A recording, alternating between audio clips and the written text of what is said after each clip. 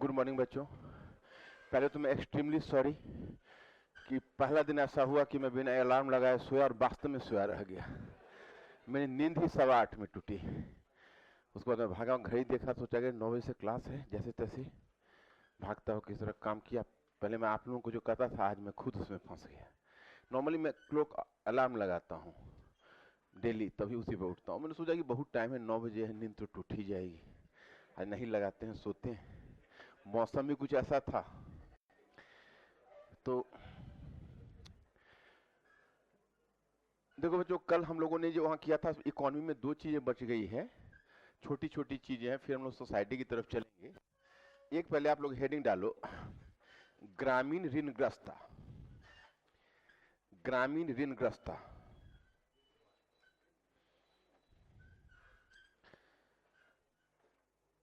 ग्रामीण ऋणग्रस्ता। देखो, तुम लोग का जो अधिकांश प्रॉब्लम जो होता है, तुम इस बार को गौर करके देखोगे कि नॉर्मली जो अधिकांश प्रॉब्लम होता है इस संबंधी, जैसे ग्रामीण ऋणग्रस्ता का है, रूरल इंडेटेडनेस है, तो मैं तुम लोग को ये सजेशन देना चाहता हूं कि जैसे तुम कोई बुक्स पढ़ते हो या कोई पार्ट पढ़ते हो, तो तुम उसको एक तरह से समझो तो। अच्छा, कल का टेस्ट दिया था तुम लोगों ने?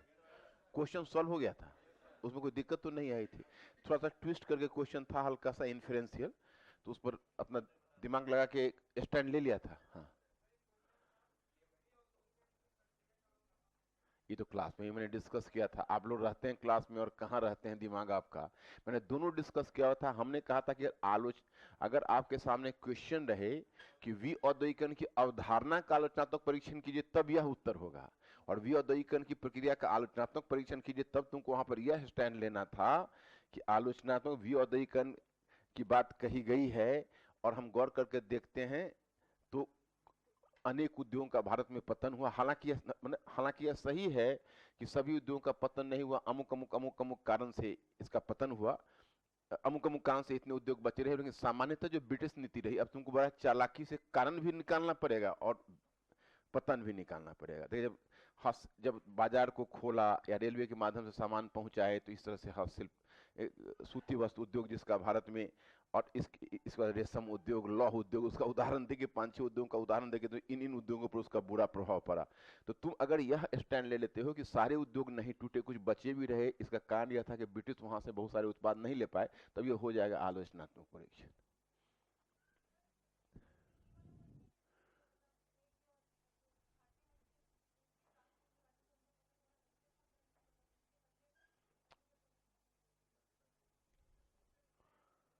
विऔद्योगीकरण में तो दोनों होता है ना। अगर किसी के शरीर में ब्लड नहीं है तो दोनों कारण होगा। एक तो इंटरनल ब्लीडिंग हो रहा होगा, ये भी कारण हो सकता है, और ब्लड नहीं बन रहा होगा, दूसरा कारण भी हो सकता है। तो नॉर्मली तो ये क्यों पूछ रहे हो कि सर ये पॉइंट नहीं दे सकते हैं? कि आप, तुम लोग को ह्यूमैनिटी में मैंने पारंगत बना दिया, कुछ भी दे सकते हो, लेकिन अभी भी तुम लोग बचकाना क्वेश्चन करते हो। क्या तुम लिखा वो मायने नहीं है, तुम वहां पर कैसे रेलिवेंस बना के लिखा वो मायने रखता है।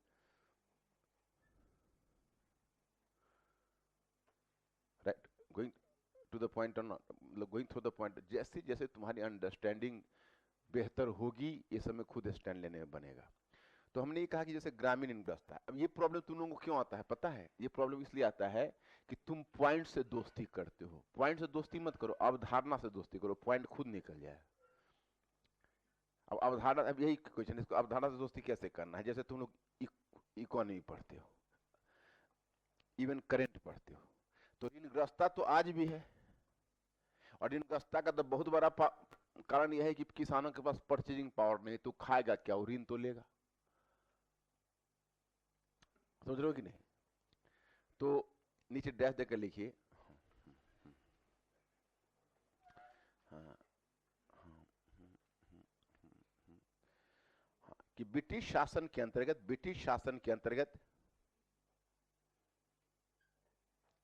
ग्रामीण ऋणग्रस्तता एक ज्वलंत समस्या थी। ग्रामीण ऋणग्रस्तता एक ज्वलंत समस्या थी।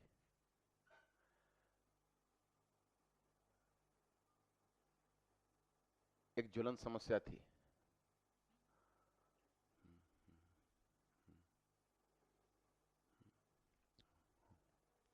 हाँ, ग्रामीण ऋणग्रस्तता एक ज्वलंत समस्या थी।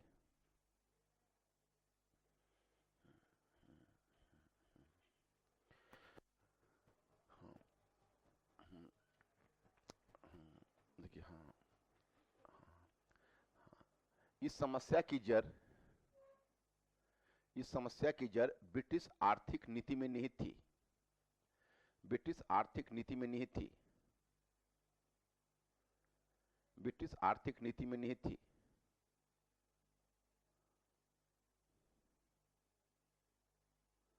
निहित थी। नीति, हाँ।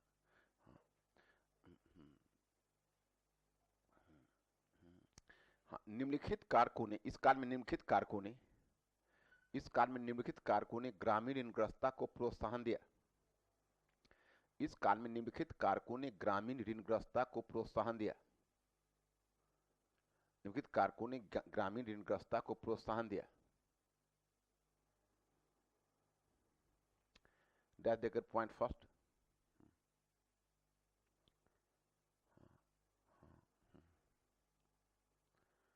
कि भू राजस्व की दर का अधिकतम निर्धारण, भू राजस्व की दर के अधिकतम निर्धारण, भू राजस्व की दर के अधिकतम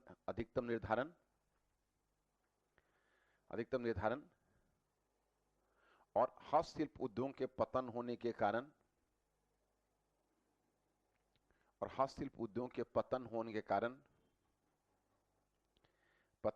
कारण,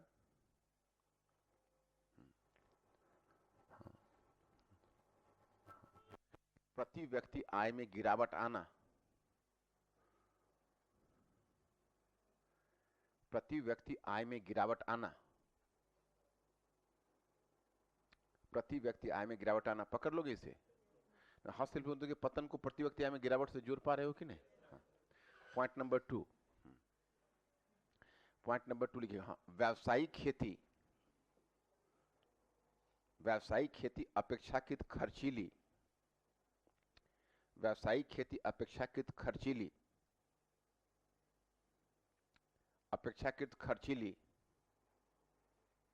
हाँ, खर्चीली या व्यवसाध्य भी कह सकते हो। हाँ, हाँ, हाँ, परंतु उसका अपेक्षित लाभ किसानों को नहीं मिलना।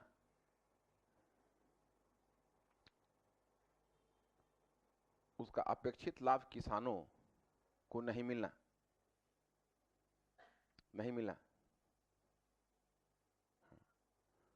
हाँ, क्योंकि पूर्ण विराम मत देना, क्योंकि औपनिवेशिक शासन के अंतर्गत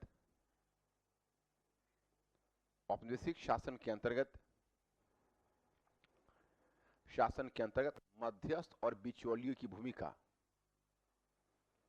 औपनिवेशिक शासन के अंतर्गत मध्यस्थ और बिचौलियों की भूमिका, औपनिवेशिक शासन के अंतर्गत मध्यस्थ और बिचौलियों की भूमिका अत्यधिक महत्वपूर्ण। औपनिवेशिक शासन के अंतर्गत मध्यस्थ और बिचौलियों की भूमिका अत्यधिक महत्वपूर्ण। बिचौलियों की भूमिका अत्यधिक महत्वपूर्ण। Is this point clear? कोई दिक्कत तो नहीं? अच्छा, अब नेक्स्ट वन पॉइंट लीजिएगा। Point number 3। पॉइंट नंबर 3 में आप रखिए मध्यस्थ और बिचौलियों की भूमिका अत्यधिक महत्वपूर्ण। हाँ, पॉइंट नंबर 3 में लिखिएगा। हाँ, अर्थव्यवस्था के मौद्रीकरण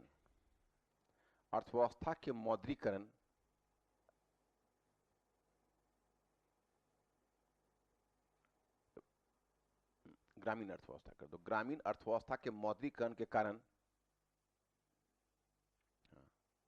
ग्रामीण क्षेत्र में मौद्रिक लेन देन को प्रोत्साहन, ग्रामीण क्षेत्र में मौद्रिक लेन देन को प्रोत्साहन, ग्रामीण क्षेत्र में मौद्रिक लेन देन को प्रोत्साहन, पकड़ लोगे इसे? कोई दिक्कत तो नहीं? नेक्स्ट पॉइंट, मुद्रा रहेगी तभी ना। एक समय तक जब मुद्रा का प्रचलन कम था तो तुमसे किसी से गेहूं उधार लेते, अनाज उधार लेते। मुद्रा कहोगे मुद्रा मेरे पास है ही नहीं, दूंगा कहां से, है ना? तो मुद्रा उपलब्ध होगा। क्या? हाँ, ब्याज तो दूसरी चीज हुई। हमारे कहने का मतलब ये मुद्रा तुम्हारे पास होगा तब मुद्रा का लेन देन होगा। मुद्रा ही जब कम होगा तो कैसे लेन देन होगा? जब मुद्रा का लेन देन बढ़ेगा तो तुम पैसा जमा करके रखोगे, तुमको भी स्वार्थ होगा कि हम, है ना। नेक्स्ट वन, हाँ हाँ हाँ, देखिए, हाँ लिखिएगा, हाँ हाँ लिखिएगा, हाँ हाँ, कि भूमि भूमि भूमि पर निजी स्वामित्व होने, भूमि पर निजी स्वामित्व होने, भूमि पर निजी स्वामित्व होने तथा भूमि पर निजी स्वामित्व होने तथा भूमि को विक्रय योग्य बनाने के कारण, भूमि को विक्रय योग्य बनाने के कारण, भूमि को विक्रय योग्य बनाने के कारण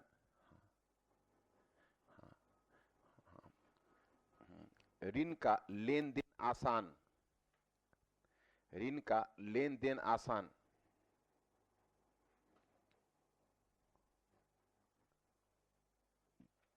इस बात को समझा कि नहीं समझा? और तुम्हारे पास कोई ऋण क्यों देगा? जब तुम्हारे पास पेइंग कैपेसिटी रहेगी तभी ना।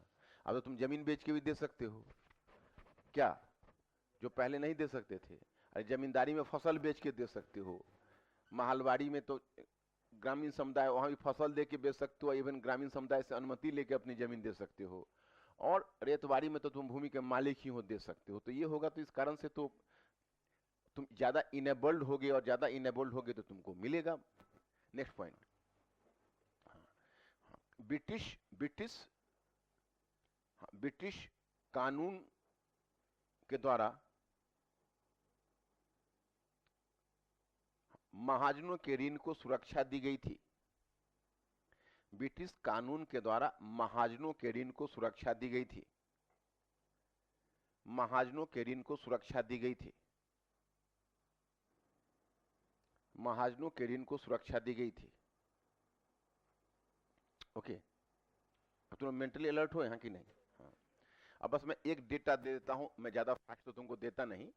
अब जैसे देखो, मेरा जो अपना ऑब्जर्वेशन है, ये एग्जाम हॉल में तुम गए हो, समय की भी कमी है, तुम अगर इस तरह से पॉइंट्स में लिखते चले गए तो एग्जामिनर तुमको मार्क्स दे देगा। बहुत बच्चे इस बहुत बच्चे मार्केट में तुमको पॉइंट में लिखने पर ज्यादा मार्क्स देता है, तो चलो कि नहीं, ऐसा ऐसी धारणा बोलते हैं, बिल्कुल गलत धारणा बोलते हैं।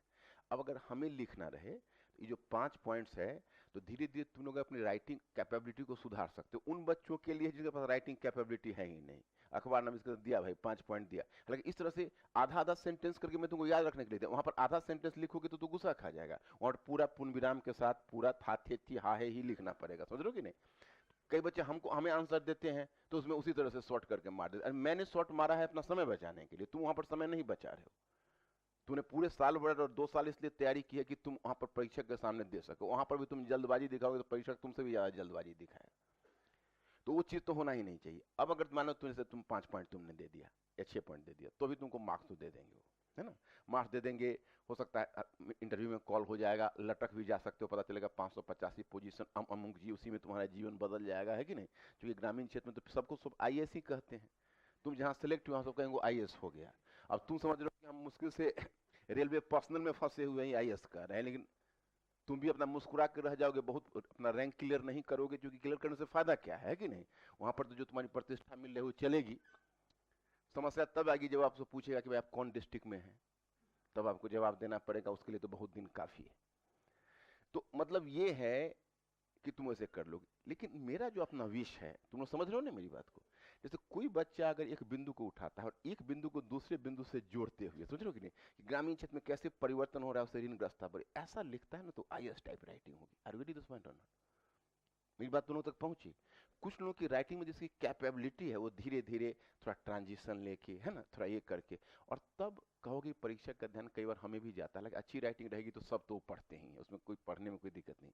फिर भी जहां मुख्य बिंदु तुमको लगे, हल्का सा पेन से वहां पर 2-4 शब्द 2-4 शब्द 2-4 शब्द ऐसे करते हुए, और पैराग्राफ चेंज करके ही अगर तुम, लेकिन तुमको घड़ी देखना पड़ेगा कि कितना टाइम ले रहा है। पता चला कि 25 मिनट में तुमने एक क्वेश्चन लिखा, तो तुम्हारा क्वेश्चन छूट जाएगा, तो लेने के देने पड़ जाएंगे, नंबर 1।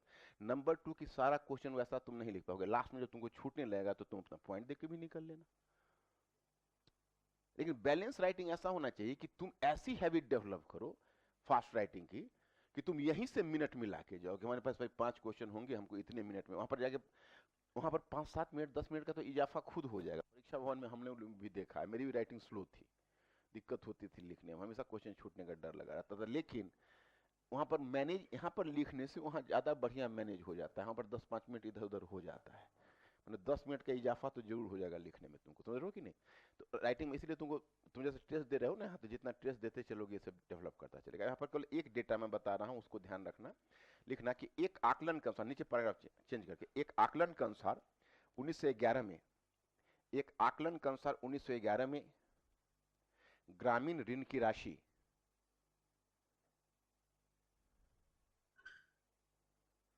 ग्रामीण ऋण की राशि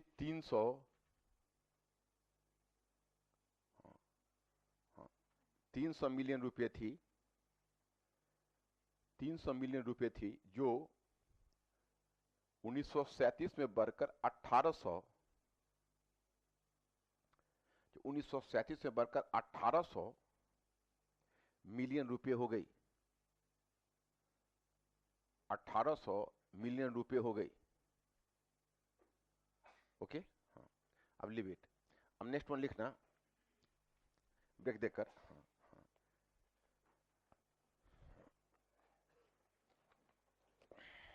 नेक्स्ट वन टॉपिक, हाँ नहीं, क्वेश्चन भी एक होगा इस पर।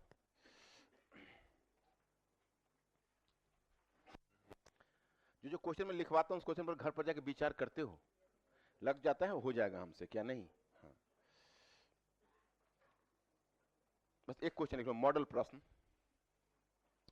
मॉडल प्रश्न।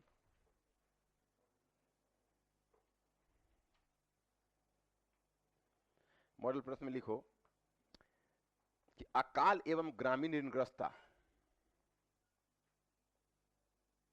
अच्छा 1300 मिलियन है, 300 करोड़ था, सॉरी मिलियन काट के करोड़ करो, 300 करोड़ और 1800 करोड़ करना, हाँ करोड़ करोड़। अब मैंने करोड़ रुपए, 300 करोड़ रुपए और 1800 करोड़ रुपए।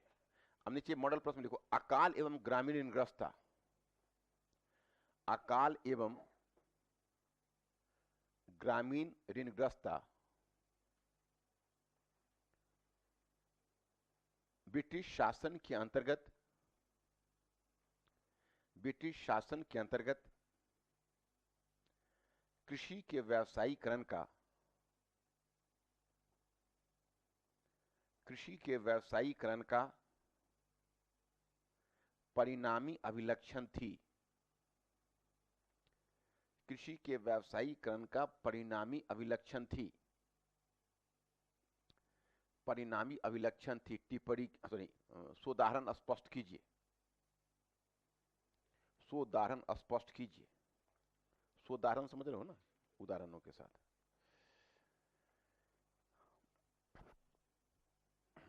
अब देखो, अब नेक्स्ट वन आ जाओ, और नेक्स्ट वन में लिखो, अच्छा ये क्वेश्चन पूछना भूल गया, लिख पाओगे तुम लोग?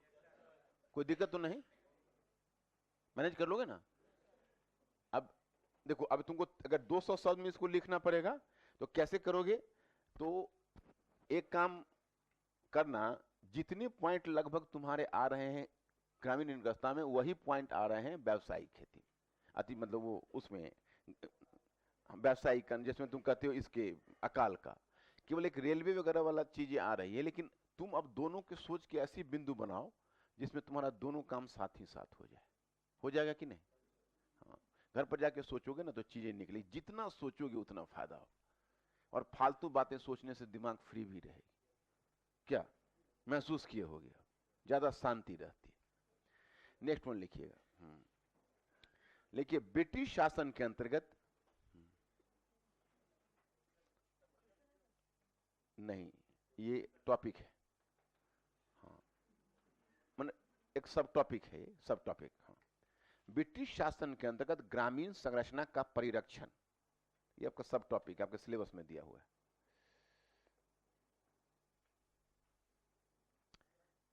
हाँ,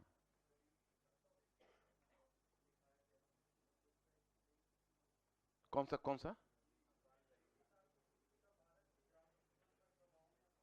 नहीं, वो गरीबी पर अलग कुछ नहीं बनता, वो जितना तुम्हारा अकाल और सबसे निकलता है उसी से गरीबी निकालना पड़ेगा तुमको। हस्तशिल्प उद्योग का पतन, प्रति व्यक्ति आय में कमी, है ना। तुम कल कोई क्वेश्चन पूछे तो मैं बोला था कि मैं क्लास में तुमको बता दूं। हाँ, पूछ लिया था, काम चल गया था ना। हाँ ठीक है। तो ब्रिटिश शासन के अंदर ग्रामीण संरचना का परिरक्षण, हेडिंग दिया, अब लिखना शुरू करो। यद्यपि कुछ ब्रिटिश पक्षधर विद्वानों ने यद्यपि कुछ ब्रिटिश पक्षधर विद्वानों ने यह सिद्ध करने का प्रयास किया है यह सिद्ध करने का प्रयास किया है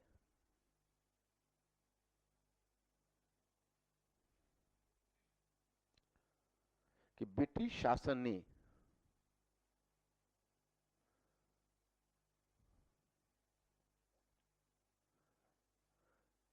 ग्रामीण संरचना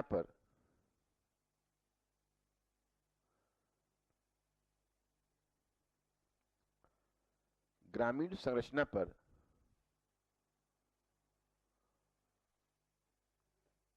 कोई विशेष प्रभाव नहीं डाला।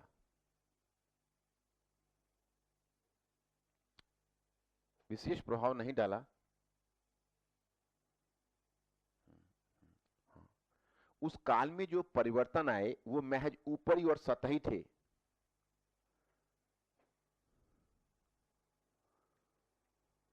उस काल में जो परिवर्तन आया वे ऊपरी और सतही थे। वे ऊपरी और सतही थे। ऊपरी और सतही थे। हाँ, वास्तविक रूप में ग्रामीण संरचना में वास्तविक रूप में ग्रामीण संरचना में एक प्रकार की निरंतरता बनी रही। ग्रामीण संरचना में एक प्रकार की निरंतरता बनी रही।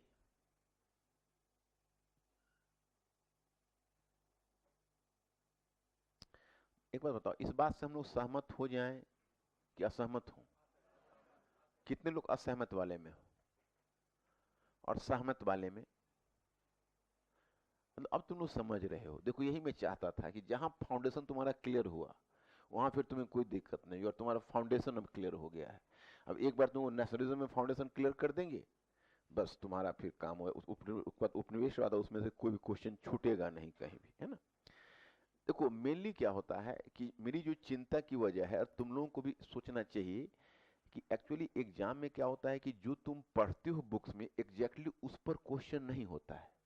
क्वेश्चन उससे थोड़ा अलग होता है, वहीं पर बच्चे मार खा जाते हैं। एक तो बुक की चीज याद नहीं रहती, दूसरी बात है कि बुक में अगर कोई चीजें वो ले भी जाए तो वहां पर उसको अपने ढंग से तोड़ मरोड़ करना पड़ता है।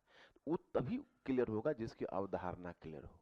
समझो ना, अवधारणा स्पष्ट होना, चाहे प्रीलिम्स हो या मेंस हो। वो तुमने खुद ही महसूस किया होगा कोई न कोई विषय में कि तुम्हारा अगर किसी कारण से वहां पर विचार उलझा तो ना वो विषय पढ़ने का तुमको मन करता है। अधिकतर बच्चा होगा खास इंग्लिश मीडियम में, उसको हिस्ट्री का नाम सुनते ही डर होना शुरू होगा, क्योंकि हिस्ट्री का मतलब फैक्ट समझता है। तुम ही लोग पहले धारणा तुम लोग की रही होगी, लेकिन अब वो धारणा बदल गई ना कि देखो ये फैक्ट्स नहीं है, ये तो बिल्कुल एनालिसिस है और बहुत इंटरेस्टिंग सब्जेक्ट है, ऐसा तो अब लग रहा हो। तो वही बात होती है कि तुम समग्रता से चीजों को समझोगे, कोई परेशानी नहीं होगी।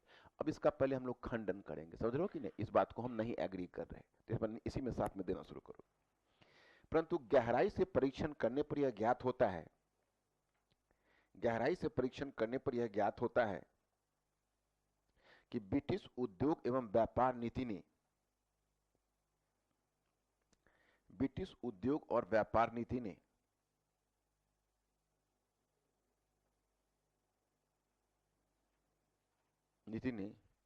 भारत की ग्रामीण संरचना को गहरे स्तर पर प्रभावित किया। भारत की ग्रामीण संरचना को गहरे स्तर पर प्रभावित किया।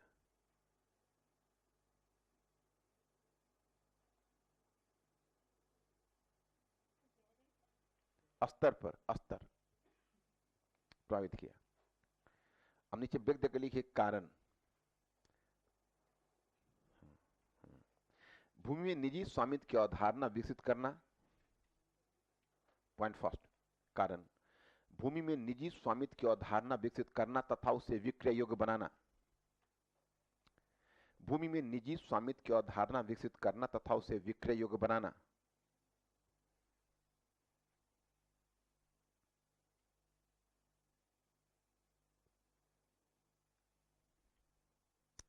उसे विक्रय योग्य बनाना।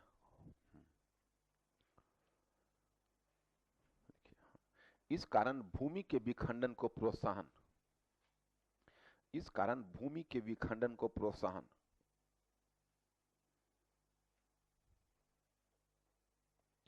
भूमि के विखंडन को प्रोत्साहन। पॉइंट नंबर 2, भू राजस्व का अत्यधिक दबाव के कारण, भू राजस्व के अत्यधिक दबाव के कारण, भू राजस्व के अत्यधिक दबाव के कारण व्यावसायिक फसलों की खेती को अपनाना।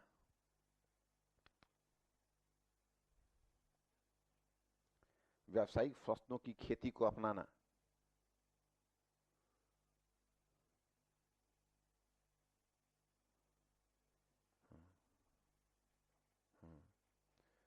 अपनाना।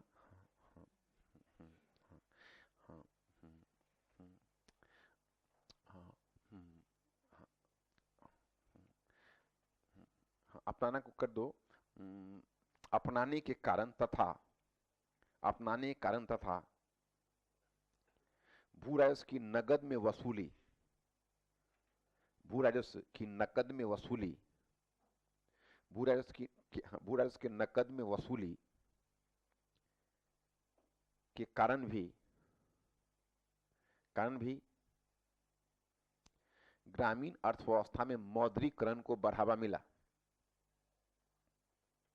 ग्रामीण अर्थव्यवस्था में मौद्रीकरण को बढ़ावा मिला।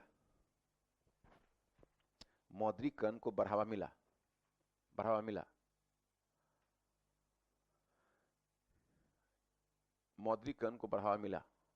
आज एक बात बताओ, ग्रामीण अर्थव्यवस्था में मौद्रीकरण को बढ़ावा मिलना अच्छी बात है या बुरी बात है? कितने लोग अच्छी बात में हो और कितने लोग बुरी बात में हो?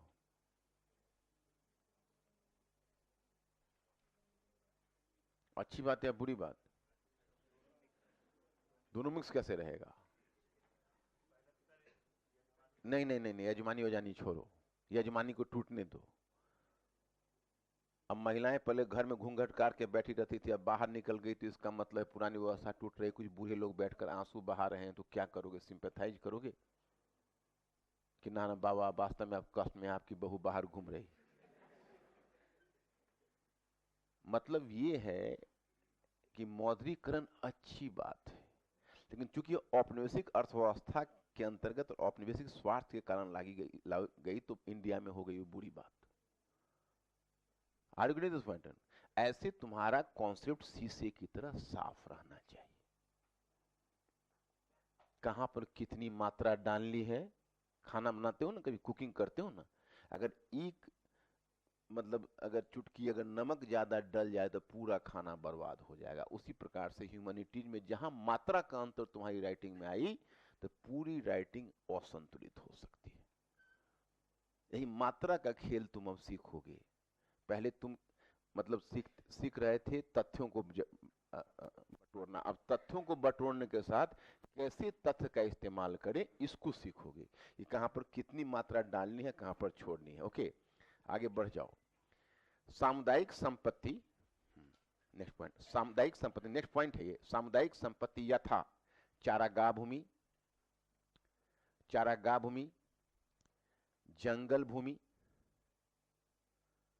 जंगल भूमि, सिंचाई भूमि, सिंचाई भूमि आदि पर से किसानों का स्वामित्व समाप्त करना, आदि पर से किसानों का स्वामित्व समाप्त करना, समाप्त करना। क्या ग्रामीण क्षेत्र में इसे परिवर्तन आएगा कि नहीं? चारागाह भूमि, जंगल भूमि और सिंचाई भूमि पर से किसानों का स्वामित्व समाप्त करना, ग्रामीण क्षेत्र में परिवर्तन आएगा, मतलब दबाव आएगा। नेक्स्ट पॉइंट, हस्तशिल्प उद्योगों के पतन के कारण कृषि पर जनसंख्या की अत्यधिक निर्भरता। हस्तशिल्प उद्योगों के पतन के कारण कृषि पर जनसंख्या की अत्यधिक निर्भरता।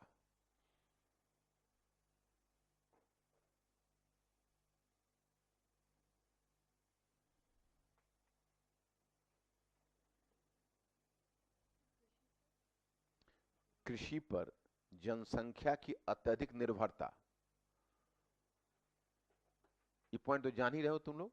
हाँ तो कुछ बस इसमें इतने ही पॉइंट तुम ध्यान रखो। अब देखो तुम लोगों का हो गया इकोनॉमी का, क्यों जहां हम लोग कृषि का व्यावसायीकरण हमने किया था, तो उसका एक टेल क्वेश्चन, टेल पार्ट था जो आपके सिलेबस में मेंशन है, वह है ग्रामीण श्रमिकों का विकास, मतलब ग्रामीण श्रमिकों, ग्रामीण मजदूरी को प्रोत्साहन। तो ग्रामीण मजदूरी को प्रोत्साहन उस पर हमारे बुकलेट में तो दिया हुआ है, लेकिन पढ़ा है कि नहीं तुम लोगों ने, लेकिन वहां पर तुम्हें हम करवाना भूल गए थे। तो एक काम करो, जहां पर तुमने कृषि का व्यवसाय करने का तो चौथाई छोड़ी हुई है तुमने क्या, बस तुमको 2-3 पॉइंट दिया हुआ है। मैंने चौथाई छोड़ के लिखते हो कि पूरा पेज भर लेते हो? पूरा पेज भर लेते हो तो गए तुम बैठो। जिस समय लिखना चाहिए, राइटिंग का नियम होता है कि चौथाई छोड़ के लिखे। अब अगर चौथाई छोड़ के नहीं लिखोगे तो तुमको अगर खुद रिवाइज करोगे और साइड में पॉइंट लिखना पड़ेगा याद करने के, तो कैसे लिखोगे? तो जो नहीं चौथाई छोड़ा है वो मस्ती करे, और जो चौथाई छोड़ा है वो मेरी बात को फॉलो करे। चौथाई छूटा हुआ है ना? हाँ ठीक है। तो जहां जहां पर चौथाई में ऊपर से ही, जहां पर तुमने कृषि का व्यवसायीकरण लिखा हुआ है ना, वहीं पर कहीं पर लास्ट वाले पेज में वहां पर देते ना ग्रामीण मजदूरी। हाँ, ग्रामीण मजदूरी को प्रोत्साहन। अब बहुत तो कृषि का व्यवसायीकरण मिल ही नहीं रहा होगा, मुझे आना पड़ेगा वो लगता है खोजने के लिए उसकी कॉपी में। ग्रामीण मजदूरी को प्रोत्साहन लिखो। लास्ट में, जहां पर जिस पेज में लास्ट में दिखाया हुआ, पीछे ही ले लो, जहां तुमको मन है लिखो। ग्रामीण मजदूरी को प्रोत्साहन।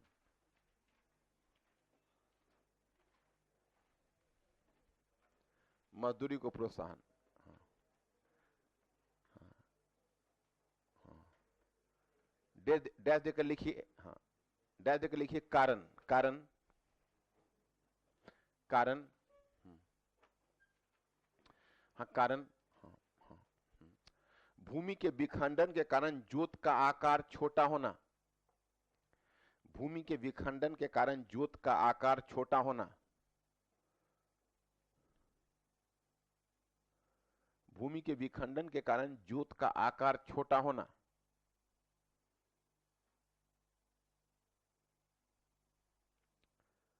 जोत का आकार छोटा होना, पॉइंट नंबर 2 लिखिए। इसे पकड़ लोगे तुम लोग? हाँ, अब जोत का कम भूमि होगी तो कैसे जियोगे, अब मजदूरी करना पड़ेगा।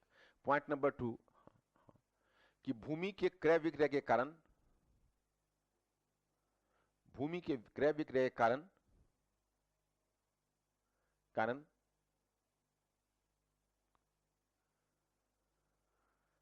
सीमांत किसानों का, सीमांत किसानों का भूमिहीन श्रमिक के रूप में ढल जाना।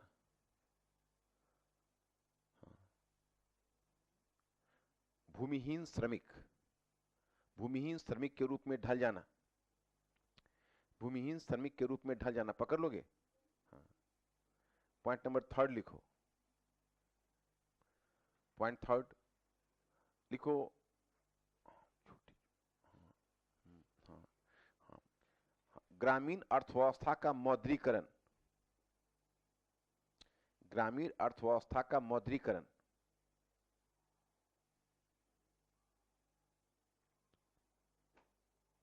ग्रामीण अर्थव्यवस्था का मौद्रीकरण, पकड़ लोगे इसे?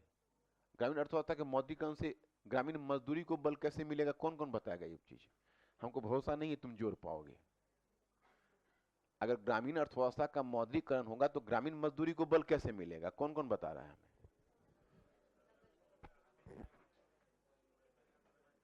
नगद अवेलेबल रहेगा तो तुम अपॉइंट करोगे, है ना? तो ज्यादा उसमें ये मिलता है। हाँ, और नेक्स्ट पॉइंट, हाँ, हाँ, व्यावसायिक कृषि। नेक्स्ट पॉइंट, व्यावसायिक कृषि में, व्यावसायिक कृषि में अधिक, अधिक श्रम की जरूरत, क्या पकड़ लोगे? अधिक श्रम की जरूरत, एक पॉइंट और लिख लो।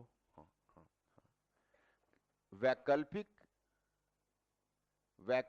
आय के स्रोत के अभाव में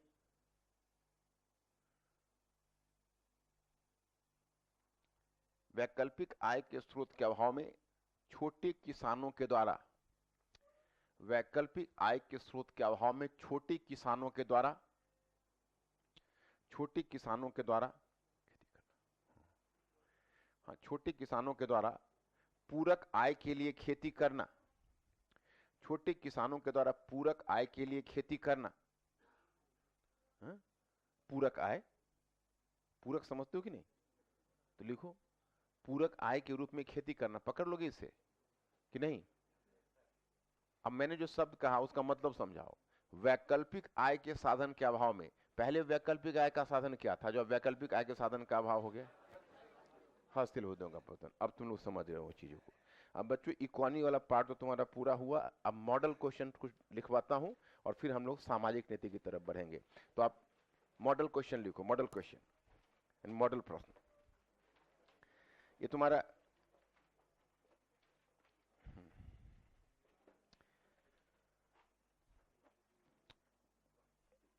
और तुम्हारा ये यूपीएससी के क्वेश्चन है। ये लिखो, आरसी दत्त का कहना है, क्वेश्चन है तुम्हारा मॉडल प्रश्न है। मॉडल प्रश्न लिखो, पॉइंट 1 लिखो। इसमें अचंभित क्यों हो रहे हो? आरसी दत्त का कहना है, क्वेश्चन ही है कि बुनाई समझते हो ना? बुनाई लोगों का राष्ट्रीय उद्योग था।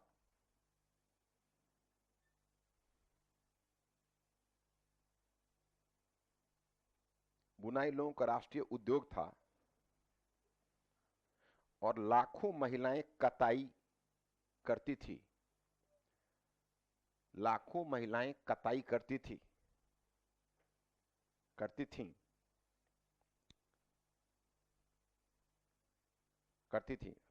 भारतीय कपड़ा इंग्लैंड और यूरोप के अन्य भाग चीन, जापान, बर्मा,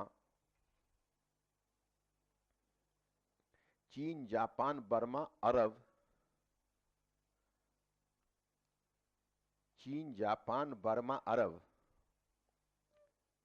और पर्सिया ईरान को बोलते हैं ना, या ईरान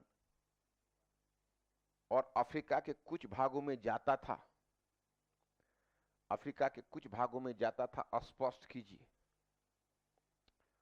स्पष्ट कीजिए।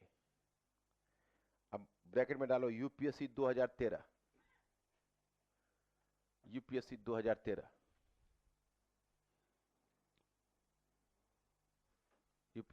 इस क्वेश्चन को आंसर मैनेज कर लोगे? मैनेज करोगे कि नहीं? आवाज क्यों दब रही है? पेज पर से ही तो उठा के रखना है, इसमें वो भी नहीं कर पाओगे। तुम्हारा पीछे वाले में हमने जहां कप लिखाया है, कपास, कहां कितना विस्तार से लिखा दिया है वहां से, जिसमें महिलाएं कताई करेगी, कताई का इनकम जाएगा, उसका पुरुष जाके बेचेगा। वो गांव का जो शिल्पी होता था उसका संपर्क नगरीय शिल्पी से होता था। क्योंकि इसलिए होता था कि चूंकि नगर में जो बनते थे, क्योंकि भारत जब निर्यात करता था तो निर्यात करने में क्या होता था कि एक रूरल जनसंख्या जो वहां थी, रूरल जनसंख्या भी हिस्सा लेती थी उत्पादन में। जो यजमानी पद्धति से जो जुड़े हुए थे, जो भारत में जो श्रमिक, वो केवल यजमानी तक ही सीमित नहीं थे, वो किसानों की जरूरत को पूरा करने। गांव में जब मुद्रा का प्रवेश हुआ तो किसानों की जरूरत के गांव में व्यापारी भी आते थे और गांव में व्यापारी का अनाज भी खरीदते थे, और वही व्यापारी इन यजमानी वाले को हायर भी कर लेते थे कि भैया तुम भी बनाओ और तुम्हारा प्रोडक्ट हम ले जाएंगे। समझ रहे हो कि नहीं? तब महिलाओं को क्या होता था कि महिलाएं जाके कताई वाली अपने बेच लेती थी उनके हाथों। तो लाखों महिलाएं उसमें की हुई थी। जो मैंने तुमको वहां सूती वस्त्र बताया, वहीं से उत्तर निकल के आएगा। नेक्स्ट क्वेश्चन लिखो, ब्रिटिश उपनिवेशवाद के शक्तिशाली, अब देखो शब्द का थोड़ा सा प्रयोग दूसरे ढंग से किया है। ब्रिटिश उपनिवेशवाद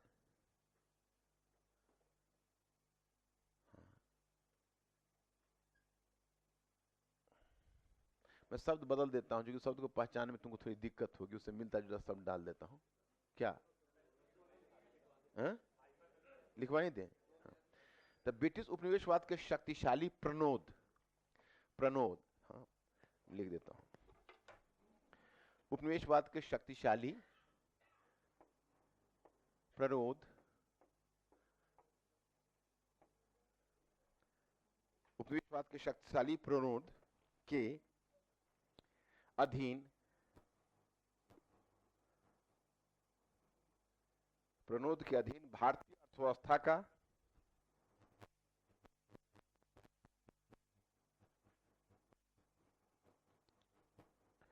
अर्थव्यवस्था का औपनिवेशिक अर्थव्यवस्था के रूप में रूपांतरण हो गया।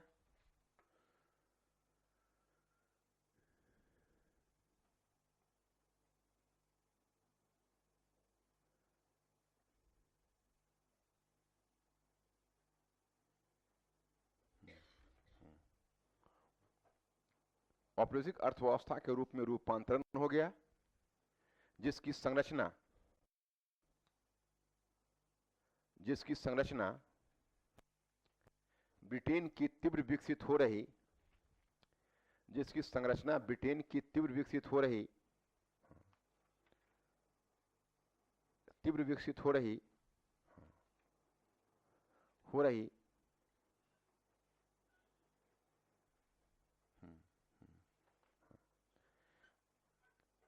औद्योगिक अर्थव्यवस्था की आवश्यकताओं के द्वारा निर्धारित हुई। औद्योगिक अर्थव्यवस्था की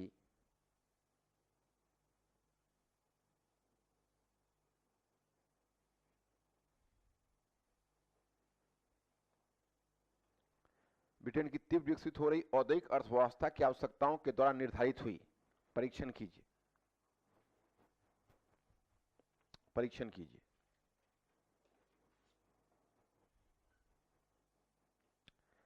परीक्षण कीजिए। अब ब्रैकेट में लिखो यूपीएससी 2015, यूपीएससी 2015। हाँ, अब नीचे यहीं पर अथवा देकर शब्द लिखो तो, नीचे ब्रेक देकर अथवा और फिर शब्द लिखो तो, अथवा देके लिखो ब्रिटेन में विकसित हो रही, ब्रिटेन में विकसित हो रही औद्योगिक पूंजीवाद ने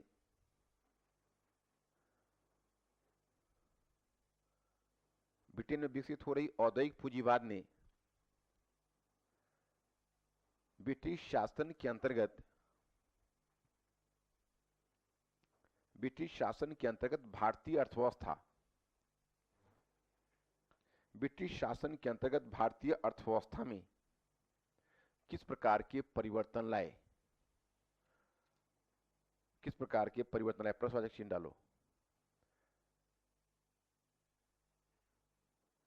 किस प्रकार के परिवर्तन लाए? अब देखो यही क्वेश्चन है जिसको घुमा के ऊपर तुमको दिया है, वो केवल तुम लोग पकड़ लेते ऊपर वाले क्वेश्चन को, अगर मैं ये नहीं लिखवाता तो? क्या तुम लोग पकड़ रहे थे इसको? अगर मैं नहीं लिखवा तुम लोग पकड़ रहे हो? हाँ, तो बहुत अच्छा है।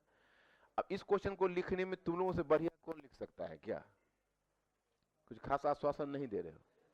कितने लोग लिख लोगे इसको? बहुत मुश्किल से हाथ उठाए हो, डाउट है तुम पर। हमको दिक्कत है क्या? आपको पूछ रहा है अर्थव्यवस्था में क्या परिवर्तन, सीधे सोचोगे कृषि, उद्योग, व्यापार। हाँ, कृषि, अर्थव्यवस्था, उद्योग, व्यापार, मतलब भारतीय पूछ रहा है कि भारत के अंदर भारतीय अर्थव्यवस्था में क्या परिवर्तन लाए। तो मैंने ये डायग्राम बताया, तो सब डायग्राम तुमको इंडिकेट कर दिया क्या करना है। तो तुम लोग केवल ये करना जो परिवर्तन लाए, परिवर्तन के साथ साथ प्रभाव की तरफ इशारा करते हुए चला जाना, समझ लो ना। ऐसा नहीं कि परिवर्तन लाए उसके बाद मुस्कुरा देना, देखो बहुत बढ़िया परिवर्तन लाए। और तुम्हारा अगर तुम थेसिस लाइन में ही अगर ये लिख डालते हो कि ब्रिटिश आर्थिक नीति ने भारत के परंपरागत ढांचे को तो तोड़ दिया, परंतु उसके विकल्प के रूप में, हाँ, उसके विकल्प के रूप में पूंजीवादी ढांचे का विकास नहीं किया, तो वहीं से तुम्हारा शुरू हो जाएगा। तुम कैसे कृषि अर्थव्यवस्था को तोड़ रहा है, यजमानी पद्धति को तोड़ रहा है, स्वनिर्भर ग्रामीण अर्थव्यवस्था को तोड़ रहा है, परंतु जनसंख्या का चूंकि अधिभार कृषि के ऊपर पड़ रहा है। कैसे ब्रिटिश भू राजनीति और व्यापार नीति के कारण अत्यधिक भू राजस्व का दबाव और हस्तशिल्प उद्योग के पतन के कारण किसानों की स्थिति खराब हो रही है। उस तरह से फिर व्यापार में देखो, कच्चे माल का निर्यातक और तैयार माल का आयातक समझ रहे हो तुम मेरी बात को? उसका उद्योगों में देखो कि उद्योगों का भारत में विऔद्योगीकरण को एक तरफ पुराने उद्योग को तोड़ दिया जाना, दूसरा नए उद्योग की स्थापना नहीं करना, क्योंकि भारत को बाजार के रूप में विकसित करना है। समझ रहे हो कि नहीं? अब देखते हैं कि तुम लोग मतलब मैनेज हो जाएगा बढ़िया से, चूज ढंग से। हाँ, नेक्स्ट क्वेश्चन। मुक्त व्यापार के बलों ने, मुक्त व्यापार के बलों ने, मुक्त व्यापार के बलों ने एवं व्यापार तथा निवेश के सहायक,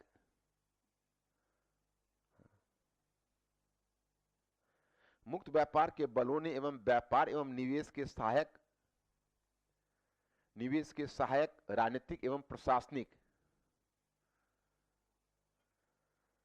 सहायक राजनीतिक एवं प्रशासनिक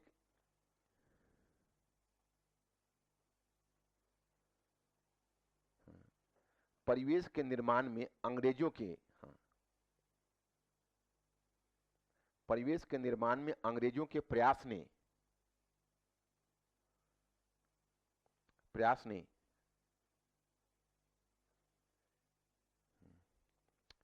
19वीं शताब्दी के पूर्वार्ध में, 19वीं शताब्दी के पूर्वार्ध में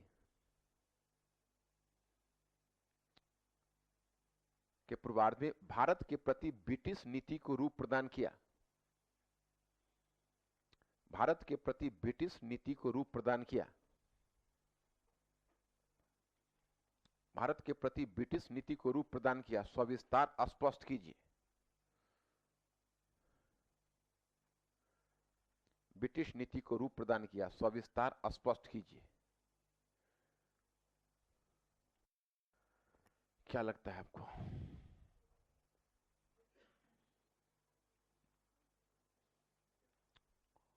ओके,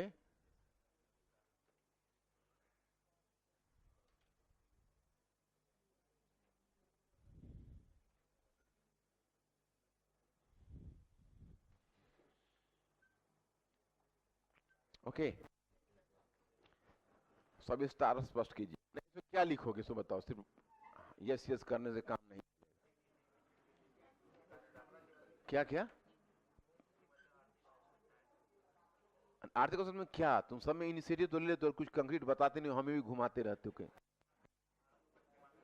हाँ तो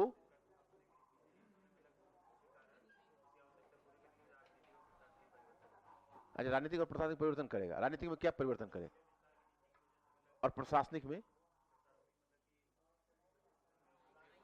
हाँ, अब तुम धीरे धीरे समझदार हो रहे हो। तुम खैर मनाओ कि यहाँ तुम आ गए, है कि नहीं? हाँ, हाँ, मतलब तुम जो डायरेक्शन पहले पकड़े थे बड़ा घबराने वाला था, लेकिन धीरे धीरे लाइन पर आ रहे हो सकता है भविष्य सुधर जाए।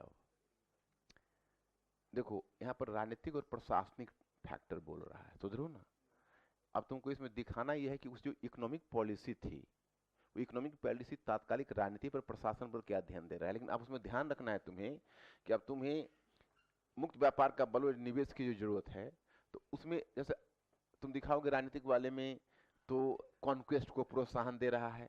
अब कॉन्क्वेस्ट में गवर्नर जनरल के ऊपर नहीं चला, इसने ये किया, वो नेपाल युद्ध लड़े, वो अफगान युद्ध लड़े, ये राम कहानी नहीं कहनी है। मतलब कि विलय पर बल दे रहे थे। इसने 2-3 गवर्नर जनरल जो मेजर विलय किया उसका नाम देते हुए कि उसे किया, क्योंकि अब भारत में रेलवे का भी विस्तार किया जाना था, टेलीग्राफ का भी विस्तार किया जाना था, बाजार के रूप में विकसित किया जाना था, तो अधिक से अधिक क्षेत्रों को अपने अंतर्गत लिया जाना जरूरी था। इसलिए पूर्व नीति को उलटकर ब्रिटिश ने अनियंत्रित विस्तार पर बल दिया।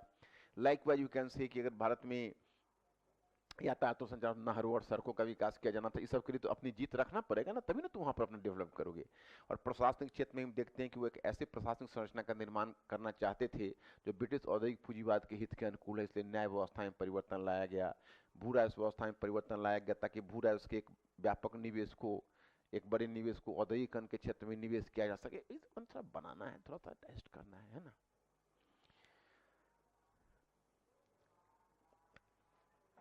जैसे तुम लोगों का जब बुक भी पढ़ रहे हो क्या? खैर बुक तो अभी पढ़ने का टाइम नहीं हो रहा, बाद में क्लास जो हो जाएगा तो मैं तुमको बुक रिकमेंड कर दूंगा।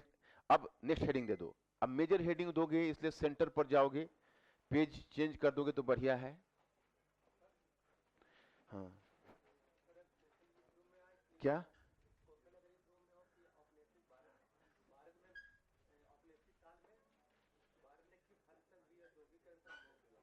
विद्युतीकरण का, क्योंकि बहुत हद तक किया, कुछ उद्योग बचे रहे लेकिन बहुत हद तक अनुभव किया, विशेषकर इसलिए देखो विद्युतीकरण पर देखो, तुम मेरी बात पर ध्यान नहीं दे रहा, मुस्कुरा के उसकी तरफ देख रहे हो, कैसे काम चलेगा? मुस्कुराना ही तो इधर मुस्कुराओ ना। हाँ,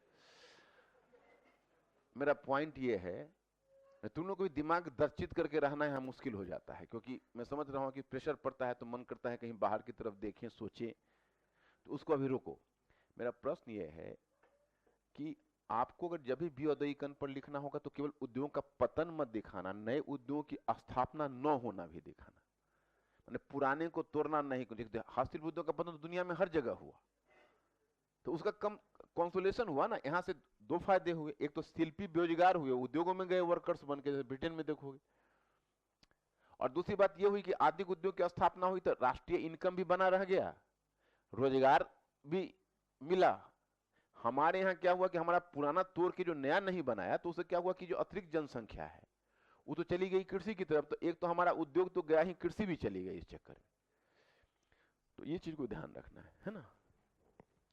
अब मेजर पॉइंट पे बनाए सामाजिक नीति, मेजर हेडिंग दे दो सामाजिक नीति। कहां पर खोए हुए हो तुम? बीच बीच में खो जाते हो निराला के राम की तरह बिल्कुल। क्या सामाजिक नीति हेडिंग दो। एक बात बताओ, सामाजिक नीति में क्या होने वाला है? पूर्व काल में क्या था, इस काल में क्या है? कौन कौन बताओगे? इस काल में सामाजिक नीति में क्या होने वाला है? निरंतरता बनाए रखोगे या परिवर्तन? अच्छा, परिवर्तन के कारण कौन कौन बताया, क्यों परिवर्तन होगा? क्या जैसे मान लो, क्या सती प्रथा को रोकोगे, विधवा पुनर्विवाह होगा, तो क्या लगता है कि जब सती जलने से बच जाएंगी तो बहुत अधिक कीमती कीमती साड़ियां, फैंसी साड़ियां पहनेंगी जिससे बाजार बनेगा क्या? और जब विधवाओं का विवाह होगा तो विधवाएं भी अब नई नए कपड़े पहनेंगी तो ब्रिटिश कपड़े बिकेंगे, यही सोच रहे हो ना? तो फिर क्या होगा?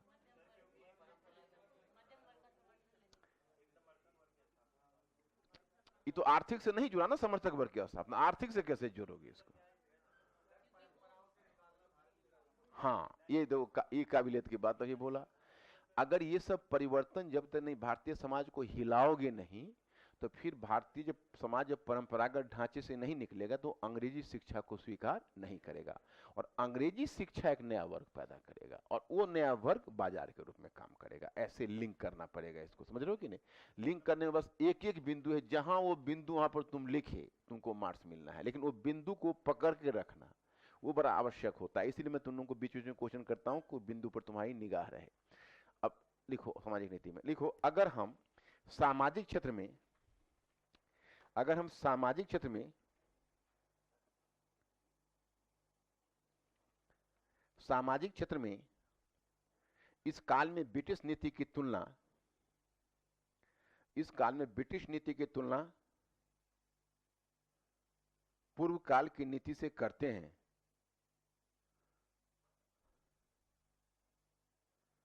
नीति से करते हैं, तो अंतर स्पष्ट हो जाता है, तो अंतर स्पष्ट हो जाता है।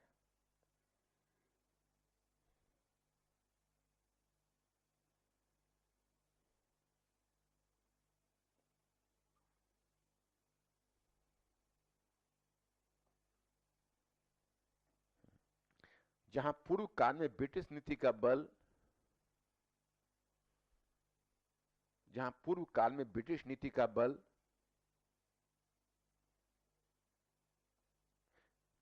समाज के परंपरागत ढांचे को बनाए रखना था,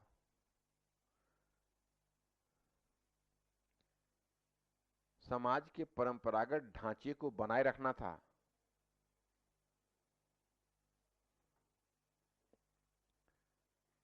वहीं इस काल में ब्रिटिश नीति ने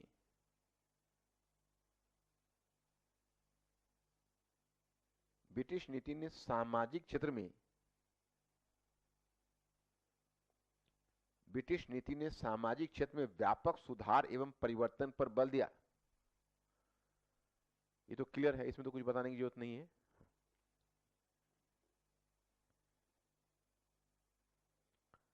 व्यापक सुधार एवं परिवर्तन पर बल दिया। Is this point clear? क्या प्रभाव के बारे में नहीं हम पूछ रहे हैं अभी, अभी हम पूछ रहे हैं कि पहले काल में निरंतरता, इस काल में परिवर्तन। ओके, पर आप चेंज करो और छोटा सा हेडिंग दो, माइनर हेडिंग, परिवर्तन को प्रेरित करने वाले कारक। हाँ हेडिंग है, मैंने कहा माइनर हेडिंग, माइनर हेडिंग, परिवर्तन को प्रेरित करने वाले कारक।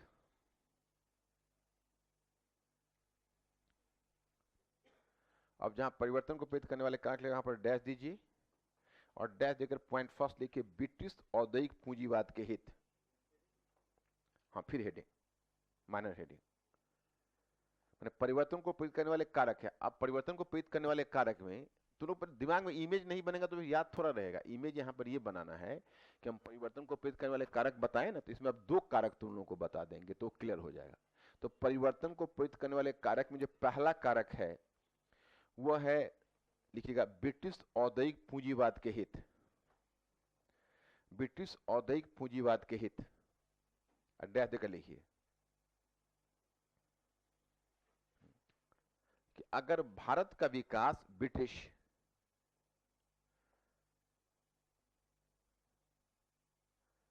ब्रिटिश वस्तुओं के बाजार के रूप में होना था,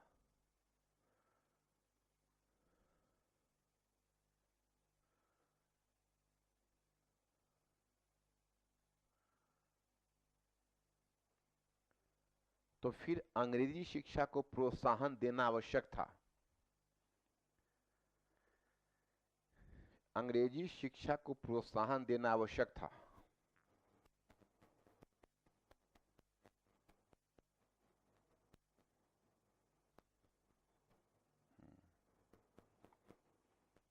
क्योंकि अंग्रेजी शिक्षा के माध्यम से, क्योंकि अंग्रेजी शिक्षा के माध्यम से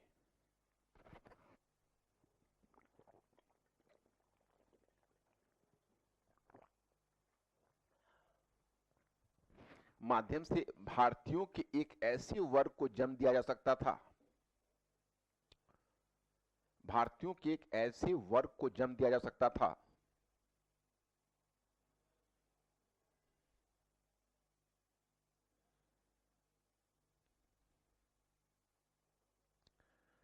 जो ब्रिटिश वस्तुओं के बाजार के रूप में कार्य कर सके। ब्रिटिश वस्तुओं के बाजार के रूप में कार्य कर सके।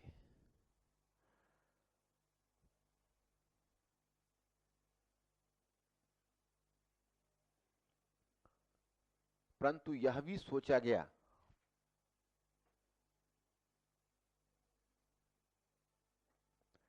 यह भी सोचा गया कि भारतीय अंग्रेजी शिक्षा को,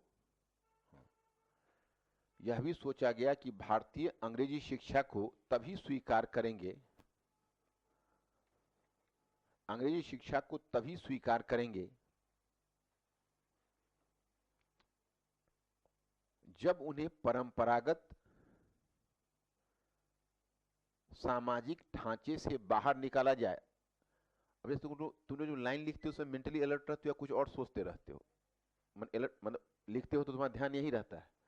तो उसमें ध्यान अगर तुम्हारा रहता है तो एक काम करो, हर जगह मेरा बताना संभव नहीं है। लगे कि जो मार्केबल लाइन है उसको तुम लिखने के टाइम में ही हाईलाइट कर लो, तो रिवाइज के टाइम में तुमको बड़ी सुविधा हो जाएगी। रिवाइज के टाइम में तुमको लगेगा कि ये मार्केबल लाइन है, इस पर जब तुम्हारे पास कम समय रहा तो कम से कम मार्केबल लाइन पर नजर डालते हुए निकल जाओगे, तो एक मोटा मोटी रिवाइज तुम्हारा हो जाएगा, समझ लो ना। इसलिए आदत बनाओ कि जो मार्केबल लाइन में, वहाँ एग्जाम हॉल में ध्यान रखना, एग्जाम हॉल में कम अंडरलाइन तुमको करना है, तुमको 2 3 4 शब्द अंडरलाइन करना है। ऐसा नहीं कि पूरी कॉपी पता चला कि पूरा आंसर ही अंडरलाइन कर दिए तो फिर बेकार हो जाएगा, समझो ना। तो वो ध्यान, यहाँ पर तुम अपनी सुविधा से जो जो मार्केबल लाइन लगे, जैसे ये है अंग्रेजी शिक्षा, जैसे भी मैंने क्वेश्चन पूछा भेदभाव वाला, तो तुम माकूल जवाब नहीं दे सके, हम बताए। अब उस लाइन को मैं यहाँ लिखवा रहा हूँ तो उसको अंडरलाइन कर लो। प्रतीत हो जाएगा कि भारतीय अंग्रेजी शिक्षा को तभी स्वीकार करेंगे जब उन्हें परंपरागत सामाजिक ढांचे से बाहर निकाला जाए। फिर इस लक्ष्य को पाने के लिए, फिर इस लक्ष्य को पाने के लिए समाज सुधार के लिए कदम उठाया जाना आवश्यक था। इस लक्ष्य को पाने के लिए समाज सुधार के लिए कदम उठाया जाना आवश्यक था।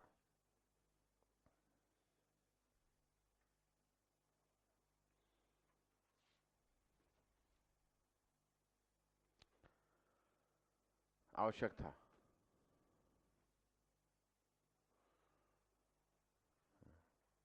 अब पॉइंट नंबर 2 कर लीजिए।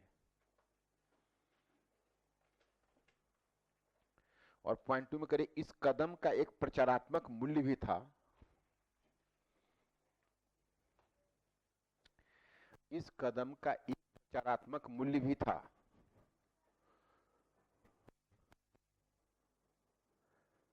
इस कदम का एक प्रचारात्मक मूल्य भी था, और वह था भारतीयों को सभ्य बनाने का दावा।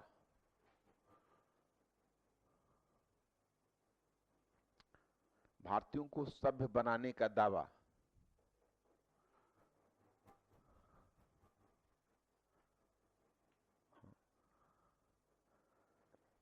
ब्रिटिश प्रशासक यह दावा कर रहे थे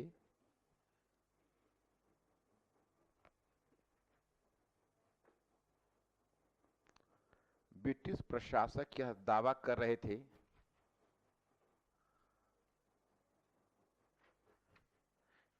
कि वे भारतीयों को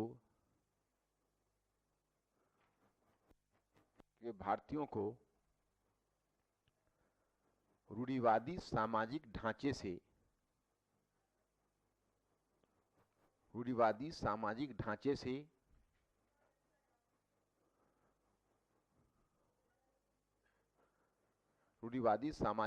से बाहर निकालकर विकास के पथ पर अग्रसर कर रहे हैं।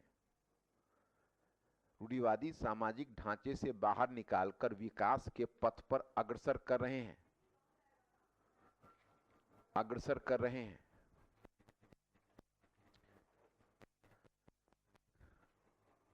विकास के पथ पर अग्रसर कर रहे हैं। ये दूसरा वाला पॉइंट तुम लोगों ने समझा?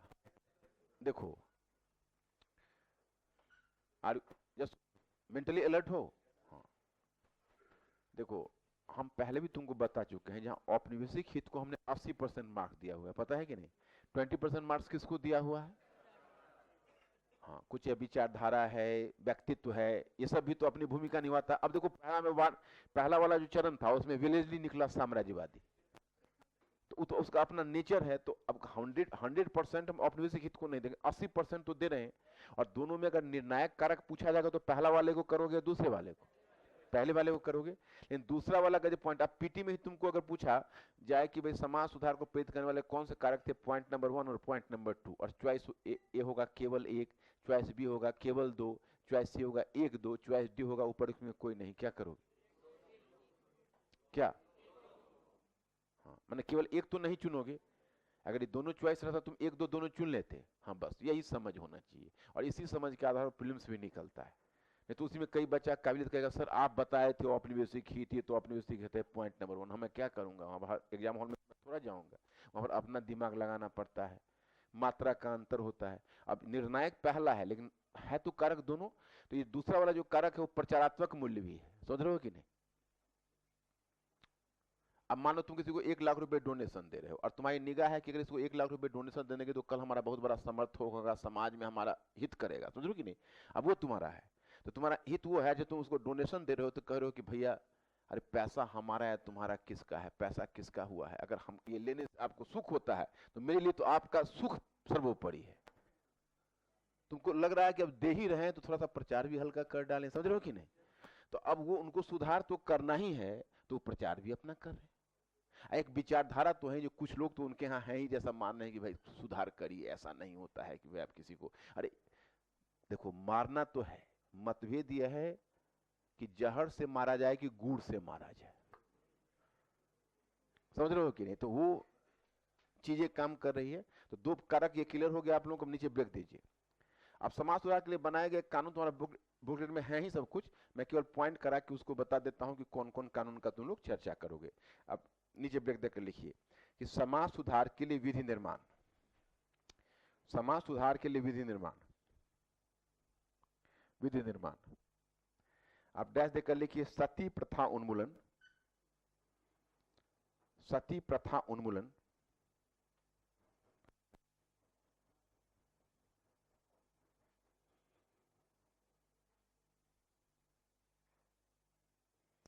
डैश देकर 1829 में बंगाल रेगुलेशन के आधार पर, बंगाल 1829 में बंगाल रेगुलेशन के आधार पर तथा 1830 में उसे भारत के अन्य क्षेत्रों में लागू किया जाना, तथा 1830 में उसे अन्य क्षेत्रों में लागू किया जाना।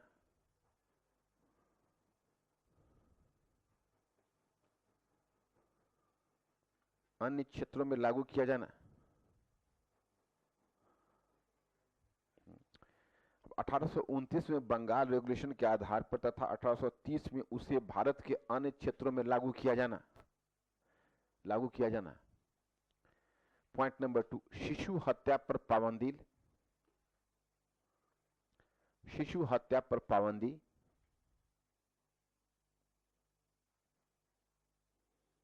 अब डेथ दीजिए, डेथ के लिखिए। 1830 के दशक में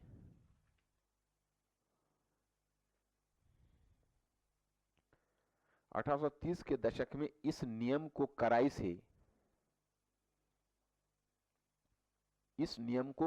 से लागू करने का प्रयास। इस नियम को कड़ाई से लागू करने का प्रयास।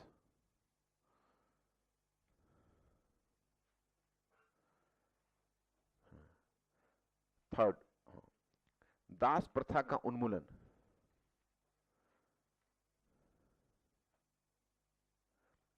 दास प्रथा का उन्मूलन। अब डैश 1833 के चार्टर में 1833 के चार्टर में इसके लिए निर्देश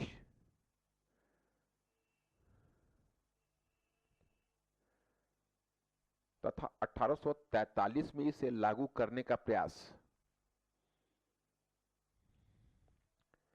1843 में इसे लागू करने का प्रयास।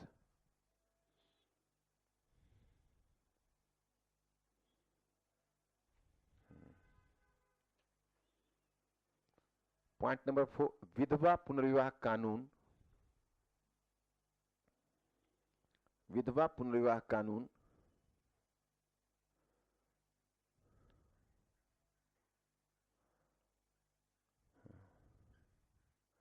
डैश 1856 में इस कानून को लागू किया जाना। 1856 में इस कानून को लागू किया जाना।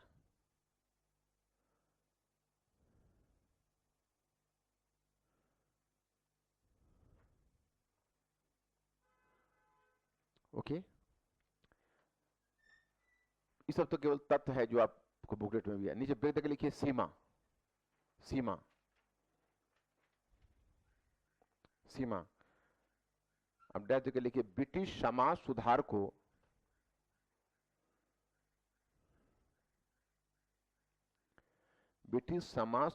क्रियान्वित करते हुए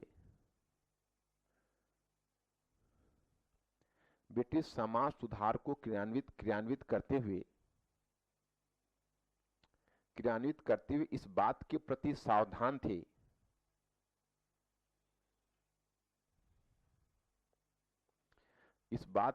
सावधान थे कि उनकी नीति से सवर्ण हिंदू क्रोधित न हो।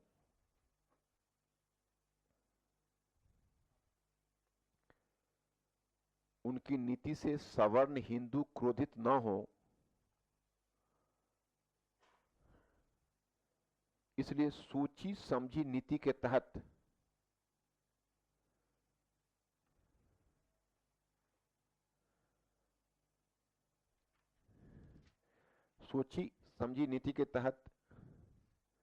न तो उन्होंने जाति उत्पीड़न को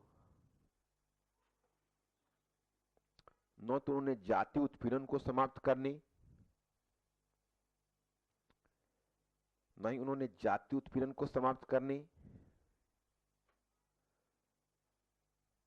और न ही छुआछूत को समाप्त करने के लिए कानून बनाए।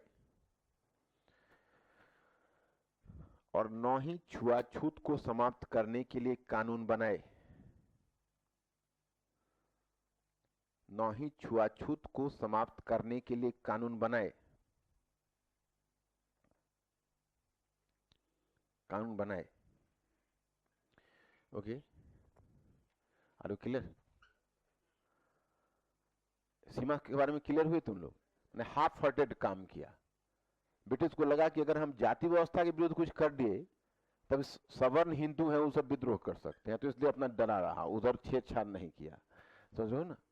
तो ये अब यहीं पर नीचे ब्रेक देकर लिखिए मॉडल प्रश्न। मॉडल प्रश्न 19वीं सदी के आरंभिक दशकों में, मॉडल 19वीं सदी के आरंभिक दशकों में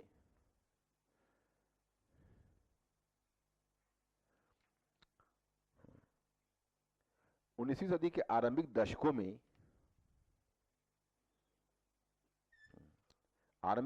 में ब्रिटिश नीति का बल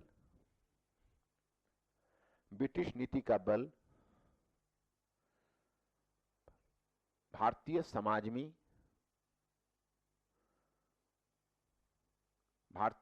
में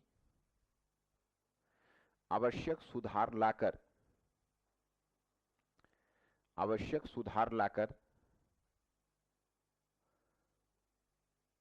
एक ऐसे उन्नत समाज का निर्माण करना था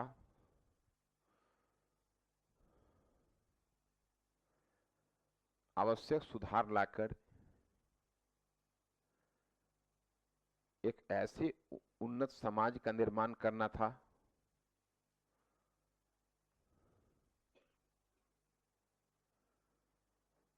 जो पश्चिम के ज्ञान विज्ञान की शिक्षा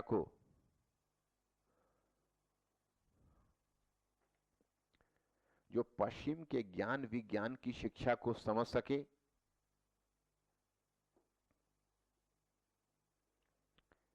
ज्ञान विज्ञान की शिक्षा को समझ सके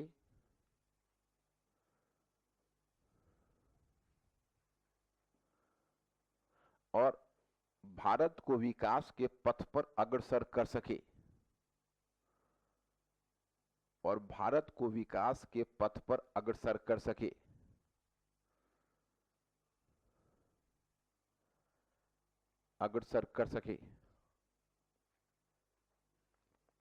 इस कथन से आप कहां तक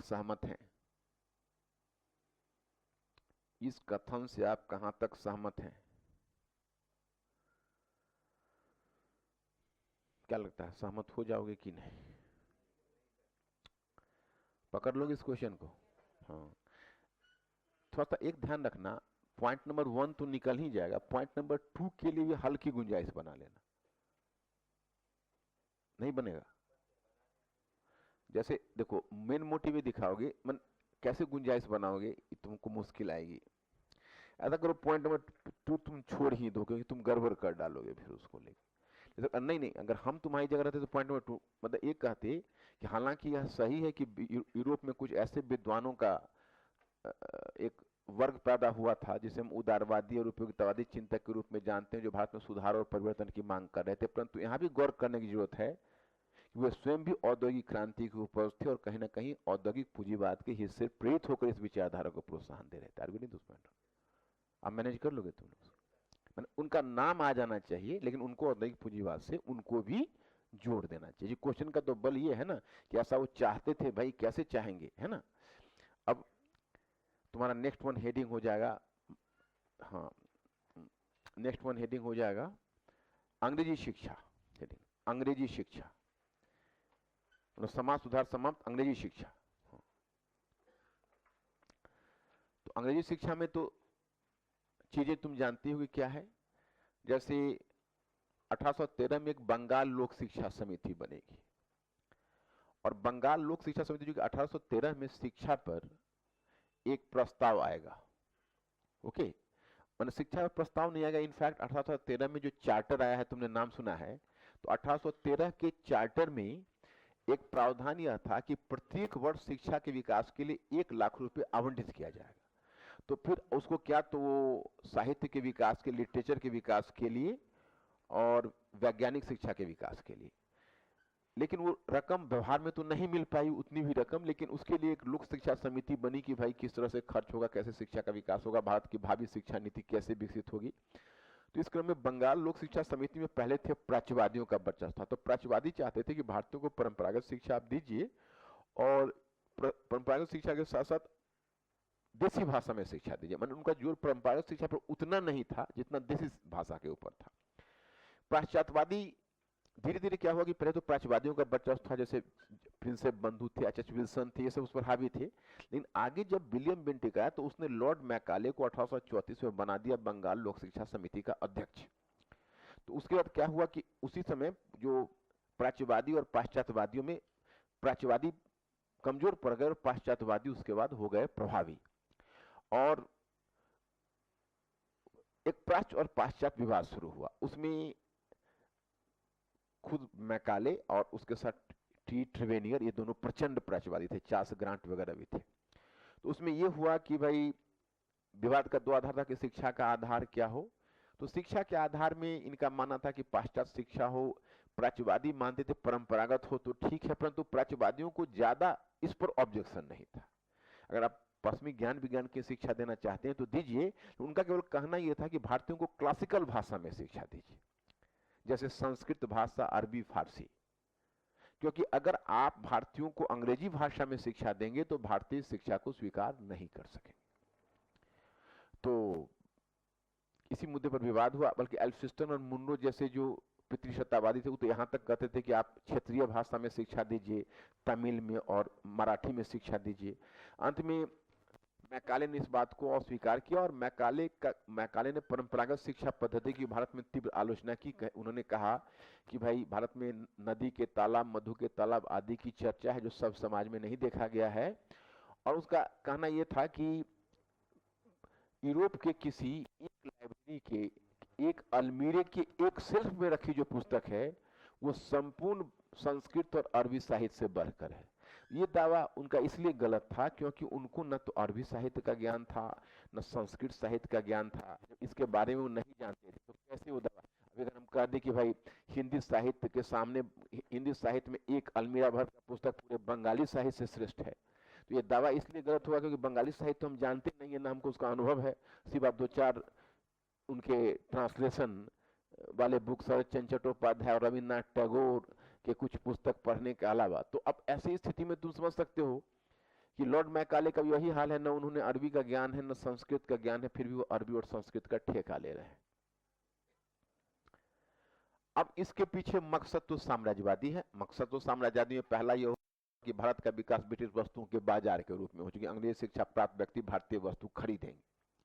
दूसरा है कि छोटे जो पद है उनकी इतनी संख्या तो भारत में अंग्रेजों की है नहीं, और अंग्रेजों को किसी पद पर रखोगे तो पढ़ेंगे महंगे, तो अब सस्ते दर पर भारतीय ही मिलेंगे, तो अंग्रेजी शिक्षा प्राप्त भारतीय सस्ती दर पर जॉब कर सकते थे, ये भी है। और तीसरा एक यह भी माना जाता है कि भाई उसका कहीं ना कहीं मैकाले का उद्देश्य यह भी था कि ईसाई धर्म का संरक्षण हो, उसका संवर्धन हो भारत में। क्योंकि अगर अंग्रेजी शिक्षा को जो अपनाएंगे तो उनका झुकाव ईसाई धर्म के प्रति होगा। चूंकि उसने अपने पिता को पत्र में लिखा कि इस शिक्षा पद्धति को कड़ाई से लागू किया जाएगा तो आगामी 30 वर्षों में बंगाल में कोई मूर्ति पूजक नहीं बचेगा। इसके अलावा एक दो चीज और भी मानी जाती है कि मानते थे कि जो अंग्रेजी शिक्षा प्राप्त भारतीय होंगे वो बंधुता के लगाव के साथ ब्रिटिश के साथ जुड़ जाएंगे। और एक उनका यह भी मानना हो सकता है कि भाई उसमें दक्षिण अफ्रीका भी काफी पॉपुलस था और इंडिया भी पॉपुलस था, तो उनका मानना था कि दक्षिण अफ्रीका और भारत जैसे देशों में जब अंग्रेजी भाषा, अंग्रेजी शिक्षा, अंग्रेजी भाषा फैल जाएगी तो ये दिन दूर नहीं है कि अंग्रेजी भाषा भारत की अखिल भारतीय भाषा बन जाएगी, सॉरी विश्व की, अखिल विश्व की भाषा बन जाएगी। It will be world language. तो यही सब कुछ मकसद था। अब मकसद के बाद तुम प्रभाव देखोगे तो प्रभाव नकारात्मक ही होगा और कुछ एक दो प्रभाव सकारात्मक भी हुआ है। तो इसी के साथ तुम आरंभ करो, लिखो। लिखिए, अंग्रेजी शिक्षा में 1813 में भारत की शिक्षा नीति में 1813 में भारत की शिक्षा नीति में विचार करने के लिए, शिक्षा नीति पर कर दो, 1813 में भारत की शिक्षा नीति पर विचार करने के लिए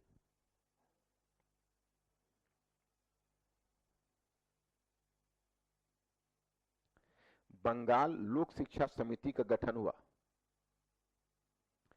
बंगाल लोक शिक्षा समिति का गठन हुआ।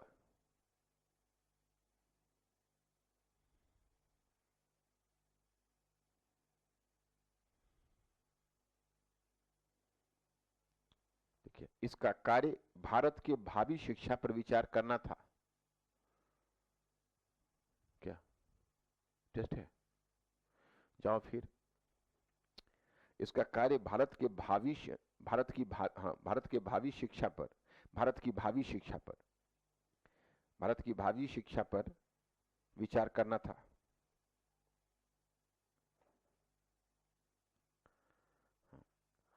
आरंभ में बंगाल लोक शिक्षा समिति पर प्राच्यवादियों का बोलबाला था। आरंभ में बंगाल लोक शिक्षा समिति पर प्राच्यवादियों का बोलबाला था, प्राच्यवादियों का बोलबाला था।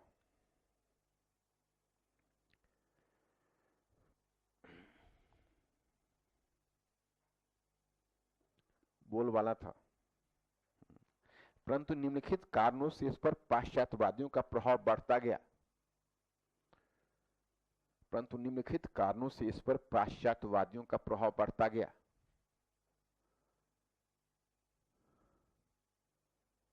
निम्नलिखित कारणों से इस पर पाश्चात्यवादियों का प्रभाव बढ़ता गया।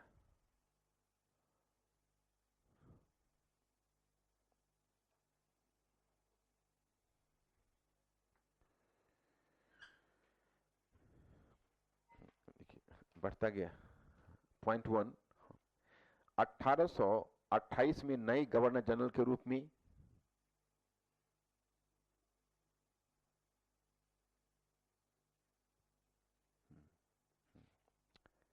1828 में नए गवर्नर जनरल के रूप में विलियम बेंटिक का आगमन हुआ। विलियम बेंटिक का आगमन हुआ। विलियम बेंटिक का आगमन हुआ।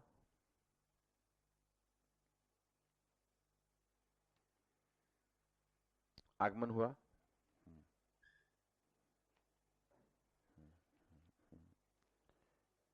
इसका झुकाव पाश्चात्यवाद की ओर था। इसका झुकाव पाश्चात्यवाद की ओर था। इसका झुकाव पाश्चात्यवाद की ओर था। पाश्चात्यवाद की ओर था।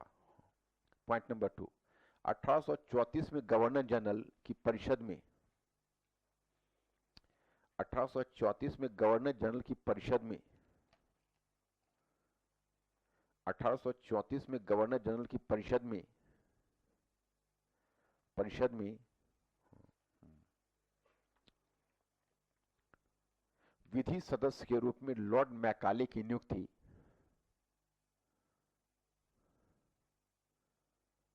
विधि सदस्य के रूप में लॉर्ड मैकाले की नियुक्ति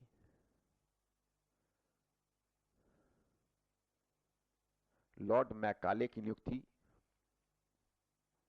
फिर लॉर्ड मैकाले को बंगाल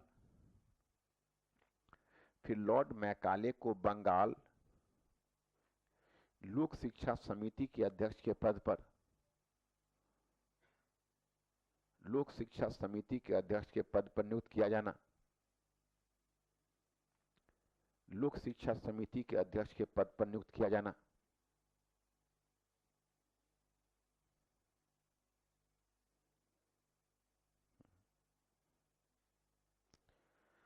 मतलब ये दो कारक आपको बताए गए हैं कि बंगाल लोक शिक्षा समिति में पाश्चात्यवादियों का प्रभाव कैसे बढ़ गया।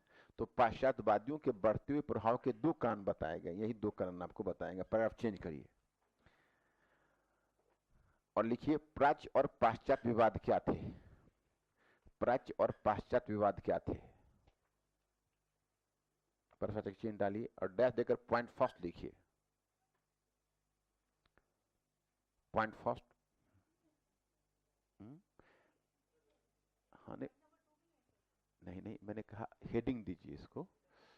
हाँ, पॉइंट नंबर 2 में हो गया आपका। अब हेडिंग दीजिए प्राच्य और माइनर हेडिंग, प्राच्य और पाश्चात्य विवाद क्या थे।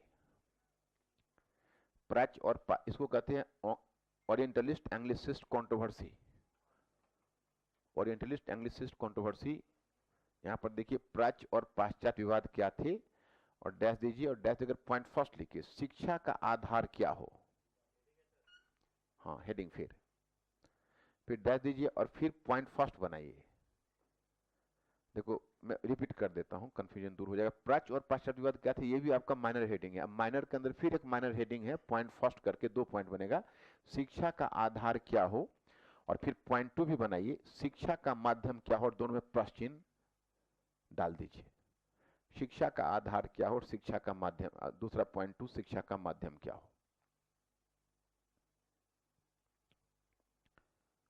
और तब फिर डालिएगा पैराग्राफ चेंगे। पहले पहले मुद्दे पर कोई महत्वपूर्ण विवाद नहीं था। पहले मुद्दे पर कोई महत्वपूर्ण विवाद नहीं था। कोई महत्वपूर्ण विवाद नहीं था।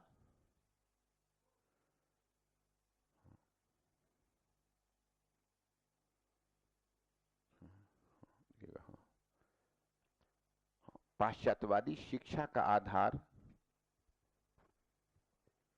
पाश्चात्यवादी शिक्षा का आधार आधुनिक ज्ञान विज्ञान की शिक्षा को मानते थे।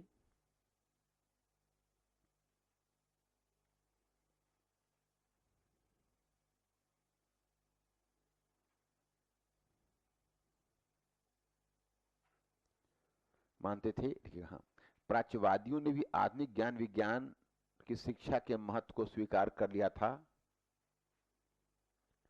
प्राच्यवादियों ने भी आधुनिक ज्ञान विज्ञान की शिक्षा,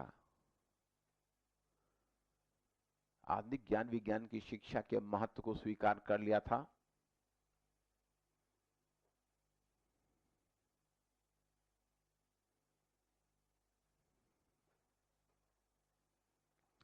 पैराग्राफ चेंज करके, हाँ, पहले मुद्दे पर कोई महत्वपूर्ण विवाद नहीं था। पहले मुद्दे पर कोई महत्वपूर्ण विवाद नहीं था। पहले मुद्दे पर कोई महत्वपूर्ण विवाद नहीं था।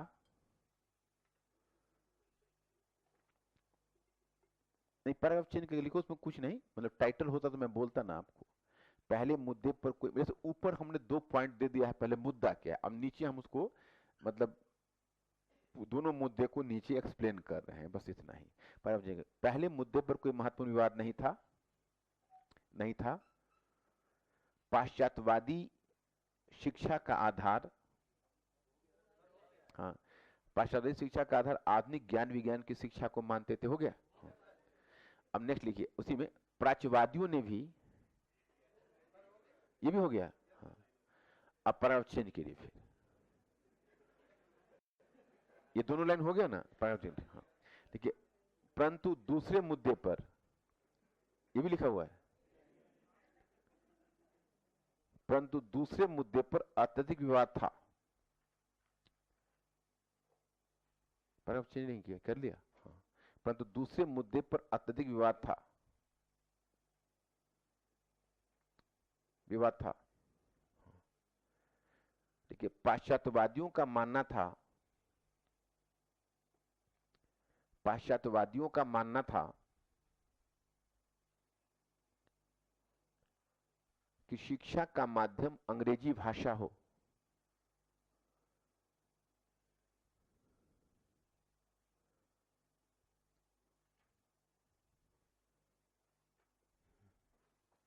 अंग्रेजी भाषा हो, भाषा हो। मैकाले, मैकाले तथा ट्रेवेनियर, मैकाले तथा ट्रेवेनियर, मैकाले तथा ट्रेवेनियर, ट्रेवेनियर जैसे पाश्चात्यवादी यह मानते थे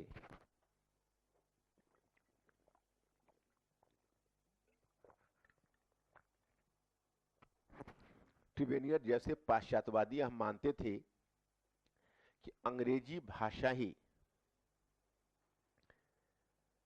अंग्रेजी भाषा ही वैज्ञानिक शिक्षा का माध्यम हो सकता है। अंग्रेजी भाषा ही वैज्ञानिक शिक्षा का माध्यम हो सकता है,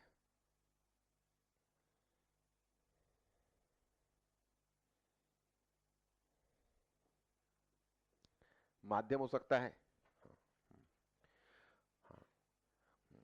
मैकाले प्राच्य भाषा साहित्य का बड़ा आलोचक था।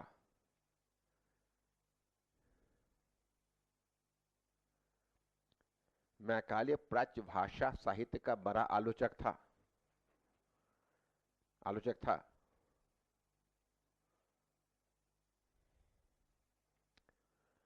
वहीं प्राच्यवादियों का यह कहना था, वहीं प्राच्यवादियों का यह कहना था कहना था कि अगर राष्ट्रवादियों का यह कहना था कि अगर भारतीयों को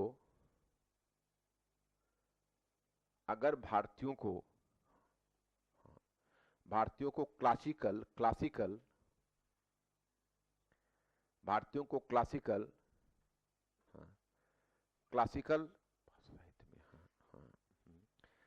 क्लासिकल भाषा साहित्य में,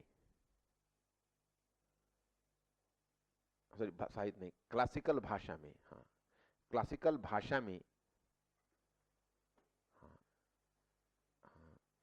शिक्षा नहीं दी जाएगी,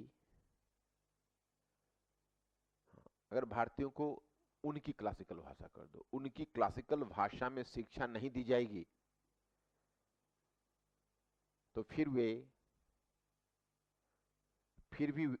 वे पश्चिमी ज्ञान विज्ञान को स्वीकार नहीं करेंगे। वो पश्चिमी ज्ञान विज्ञान को स्वीकार नहीं करेंगे। ज्ञान विज्ञान को स्वीकार नहीं करेंगे। किंतु अंततः जीत पाश्चात्यवादियों की हुई।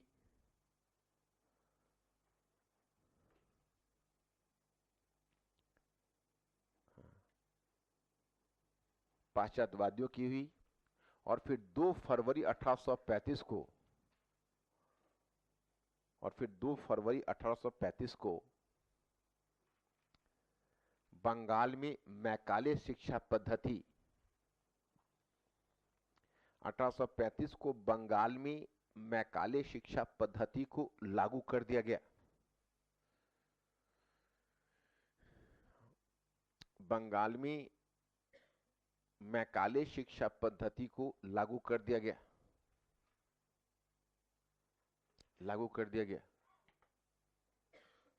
अब वहीं पर आप उसको लीव करो और थोड़ा सा पैराग्राफ चेंज करिए और हेडिंग दीजिए, मैकाले शिक्षा पद्धति की विशेषताएं। छोटा सा माइनर हेडिंग है, मैकाले शिक्षा पद्धति की विशेषताएं।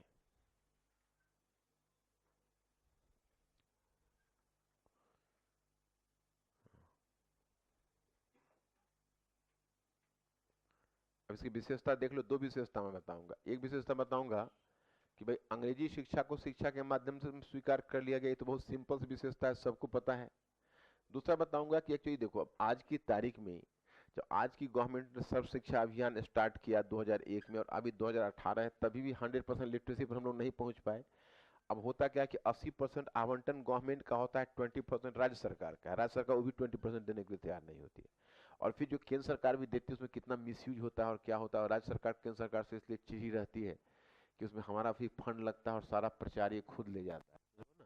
जैसे ममता बनर्जी वाले में हुआ ना कि मोदी का जो फोटो जो लगा हुआ था आयुष्मान क्या स्वास्थ्य, तो उस पर क्या है कि उसी प्रकार से होता है। तो अब प्रॉब्लम ये हुआ कि आज जब हमारी सरकार इतना फंड आवंटन कर रही है, तब तो देख रहे हो देसी भाषा का विकास नहीं हो पा रहा। और अंग्रेजी भाषा में जो कि ब्रिटिश का 52% फंड लगता था डिफेंस में और बाकी चीजों में, तो सोशल सेक्टर में तो उनका निवेश बहुत कम था, और भी अंग्रेजी शिक्षा और इतनी बड़ी जनसंख्या को, समझ रहे हो कि नहीं। तो उन्होंने क्या किया था, एक डाउनवर्ड फिल्ट्रेशन थ्योरी थी। फिल्ट्रेशन थ्योरी में क्या था कि मुट्ठी भर लोग अंग्रेजी भाषा के माध्यम से पश्चिमी ज्ञान विज्ञान की शिक्षा प्राप्त करेंगे और तब वो भारतीय भाषा के माध्यम से वह पश्चिमी ज्ञान विज्ञान की जो शिक्षा है वह जनसामान्य तक पहुंचाएंगे।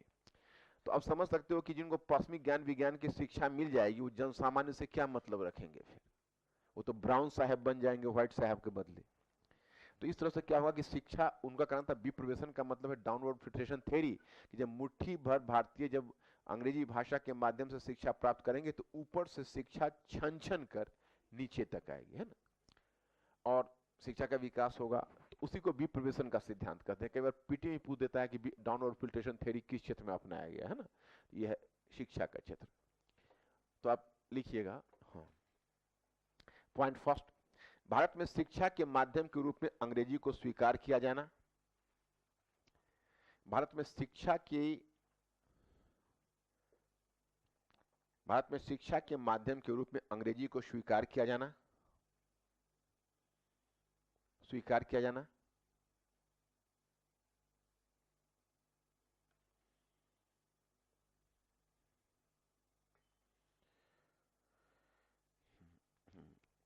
पॉइंट नंबर 2, चूंकि शिक्षा के क्षेत्र में संसाधनों का आवंटन, चूंकि शिक्षा के क्षेत्र में संसाधनों का आवंटन सीमित था, चूंकि शिक्षा के क्षेत्र में संसाधनों का आवंटन सीमित था, संसाधनों का आवंटन सीमित था,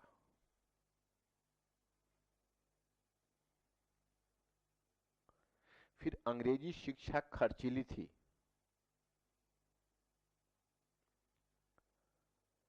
फिर अंग्रेजी शिक्षा खर्चीली थी, इसलिए यह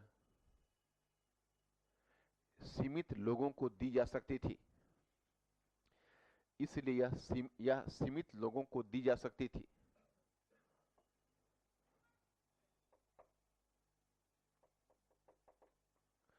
सीमित लोगों को दी जा सकती थी। अतः पाश्चात्य शिक्षा के प्रसार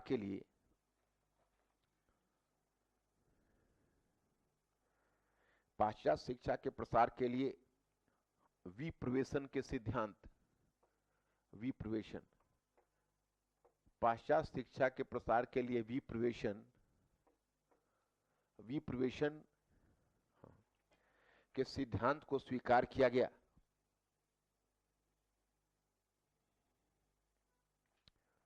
विप्रवेशन के सिद्धांत को स्वीकार किया गया। इससे तात्पर्य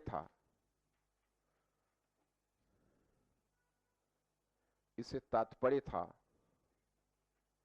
कि पहले मुट्ठी भर लोग अंग्रेजी भाषा के माध्यम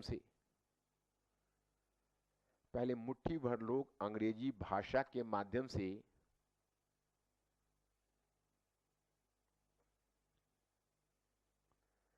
आधुनिक ज्ञान विज्ञान की शिक्षा को प्राप्त करेंगे,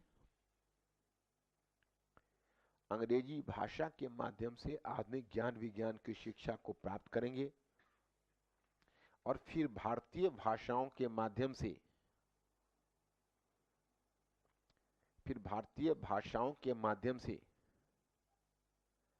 उसे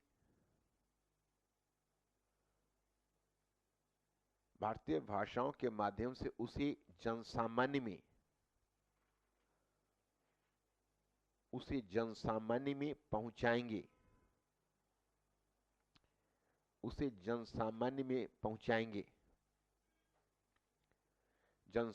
में पहुंचाएंगे, यद्यपि व्यवहार में ऐसा नहीं हो सका।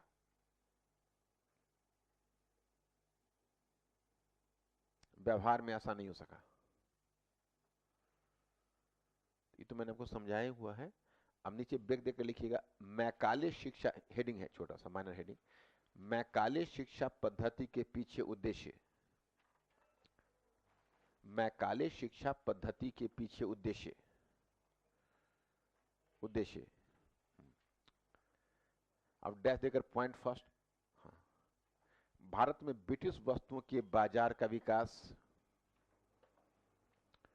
भारत में ब्रिटिश वस्तुओं के बाजार का विकास,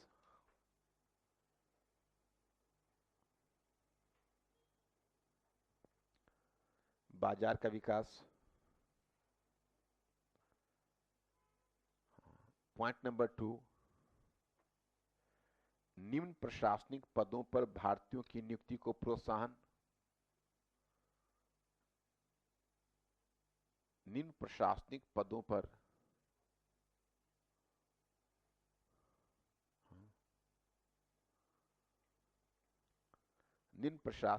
पर भारतीयों की नियुक्ति को प्रोत्साहन,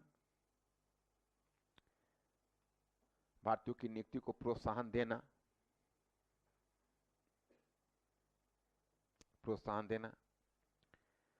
पॉइंट नंबर 3, अंग्रेजी शिक्षा के माध्यम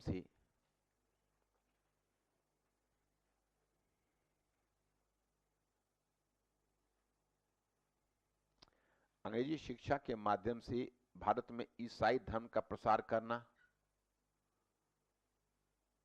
अंग्रेजी शिक्षा के माध्यम से भारत में ईसाई धर्म का प्रसार करना।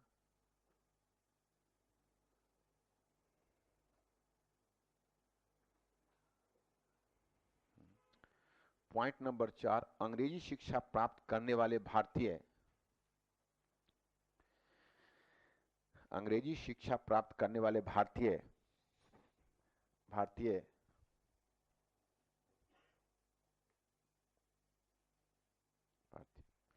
बंधुता के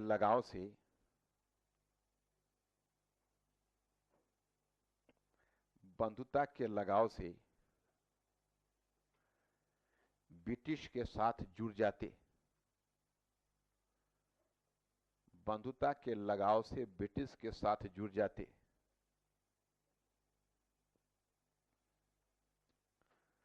पॉइंट नंबर 5, कुछ ब्रिटिश चिंतकों का मानना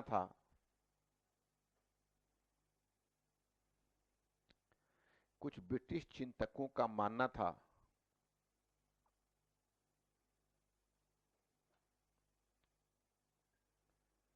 कि अगर भारत और दक्षिण अफ्रीका जैसे घनी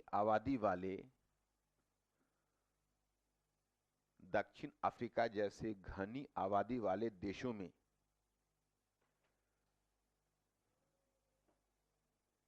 में अंग्रेजी शिक्षा प्रसारित हो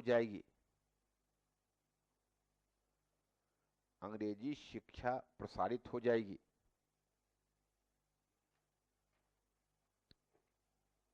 तो पूरे विश्व में अंग्रेजी भाषा का प्रसार हो सकेगा।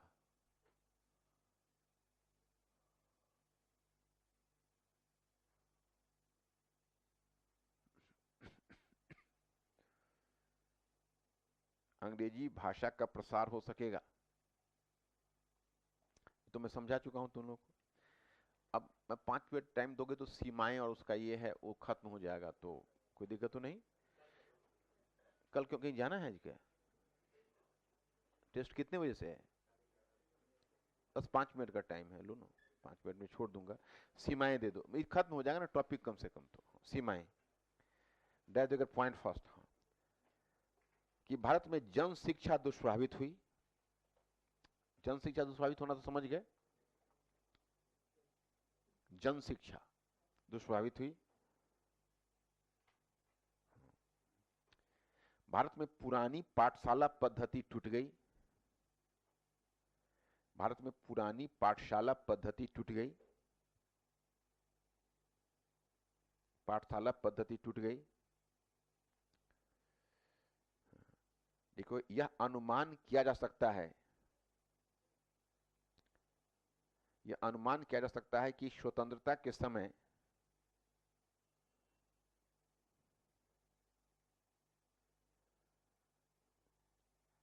समय भारत की साक्षरता दर मात्र 16% थी।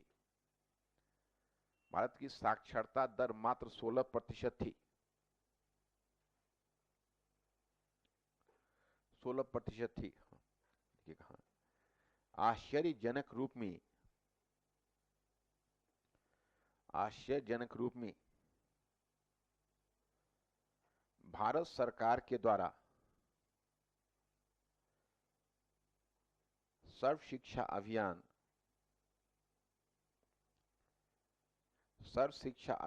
और शिक्षा के अधिकार को लागू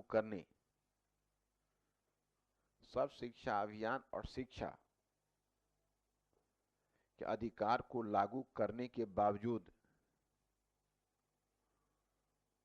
बावजूद भी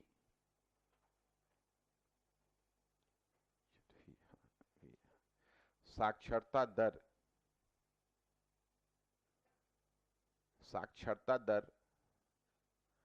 72% से अधिक नहीं हो पाई।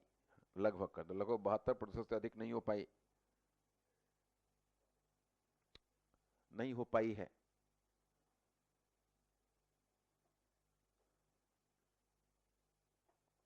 अब पॉइंट 2 दो, इसने भारत में सामाजिक विभाजन को प्रोत्साहन दिया। पॉइंट 2, इसने भारत में सामाजिक विभाजन को प्रोत्साहन दिया।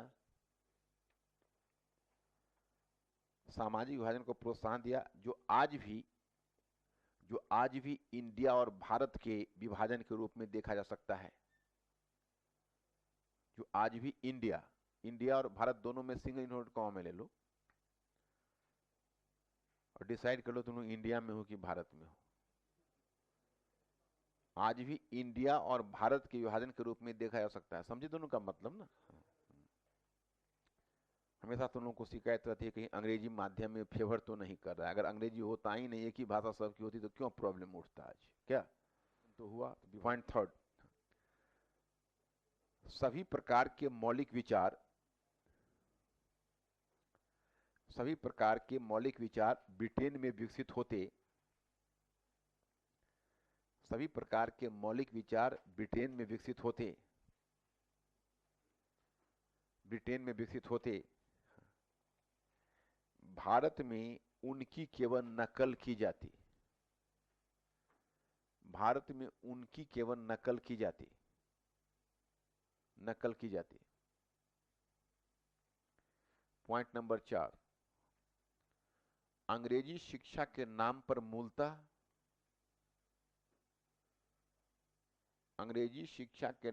मूलतः साहित्य एवं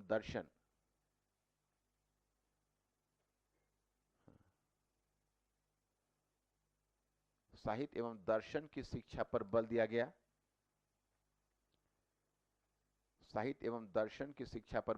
जबकि ज्ञान विज्ञान की शिक्षा का तिरस्कार किया गया।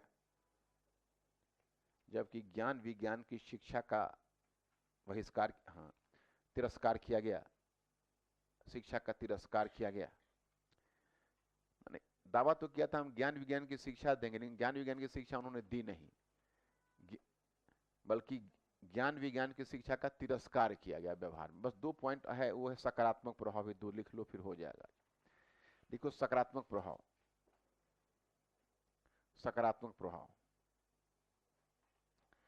अब डैश देकर पॉइंट फर्स्ट लिखो। मुट्ठी भर लोग ही सही, मुट्ठी भर लोग ही सही, परंतु अंग्रेजी शिक्षा के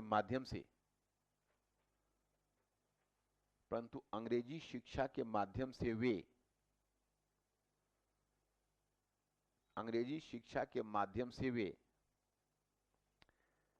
पश्चिमी राष्ट्रवाद से परिचित हो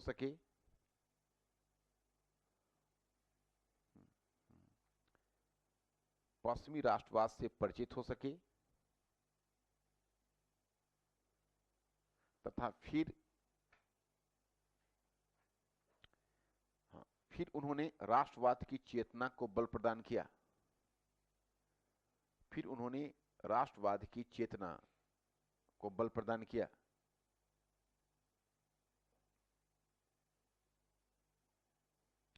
पॉइंट नंबर 2, 1990 के दशक में 1990 के दशक में कंप्यूटर सॉफ्टवेयर के क्षेत्र में 1990 के दशक में कंप्यूटर सॉफ्टवेयर के क्षेत्र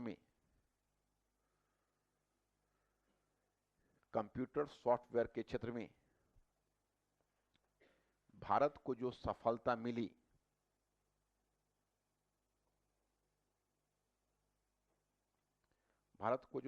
मिली उसमें भी मैकाले शिक्षा पद्धति का बड़ा योगदान रहा।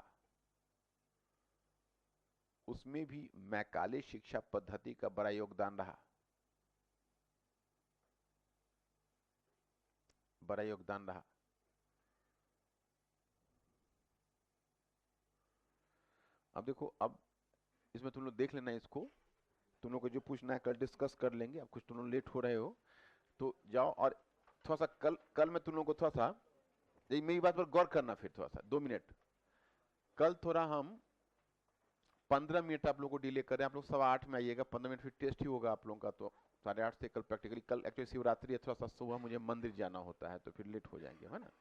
तो आप 8:15 में, कल आप लोग 8:15 आ रहे हैं और फिर टेस्ट देके 8:30 में क्लास, 8:30 में लेकिन पक्का क्लास शुरू हो जाएगा, है ना। देखते हैं, कल मिलते हैं आप लोगों से।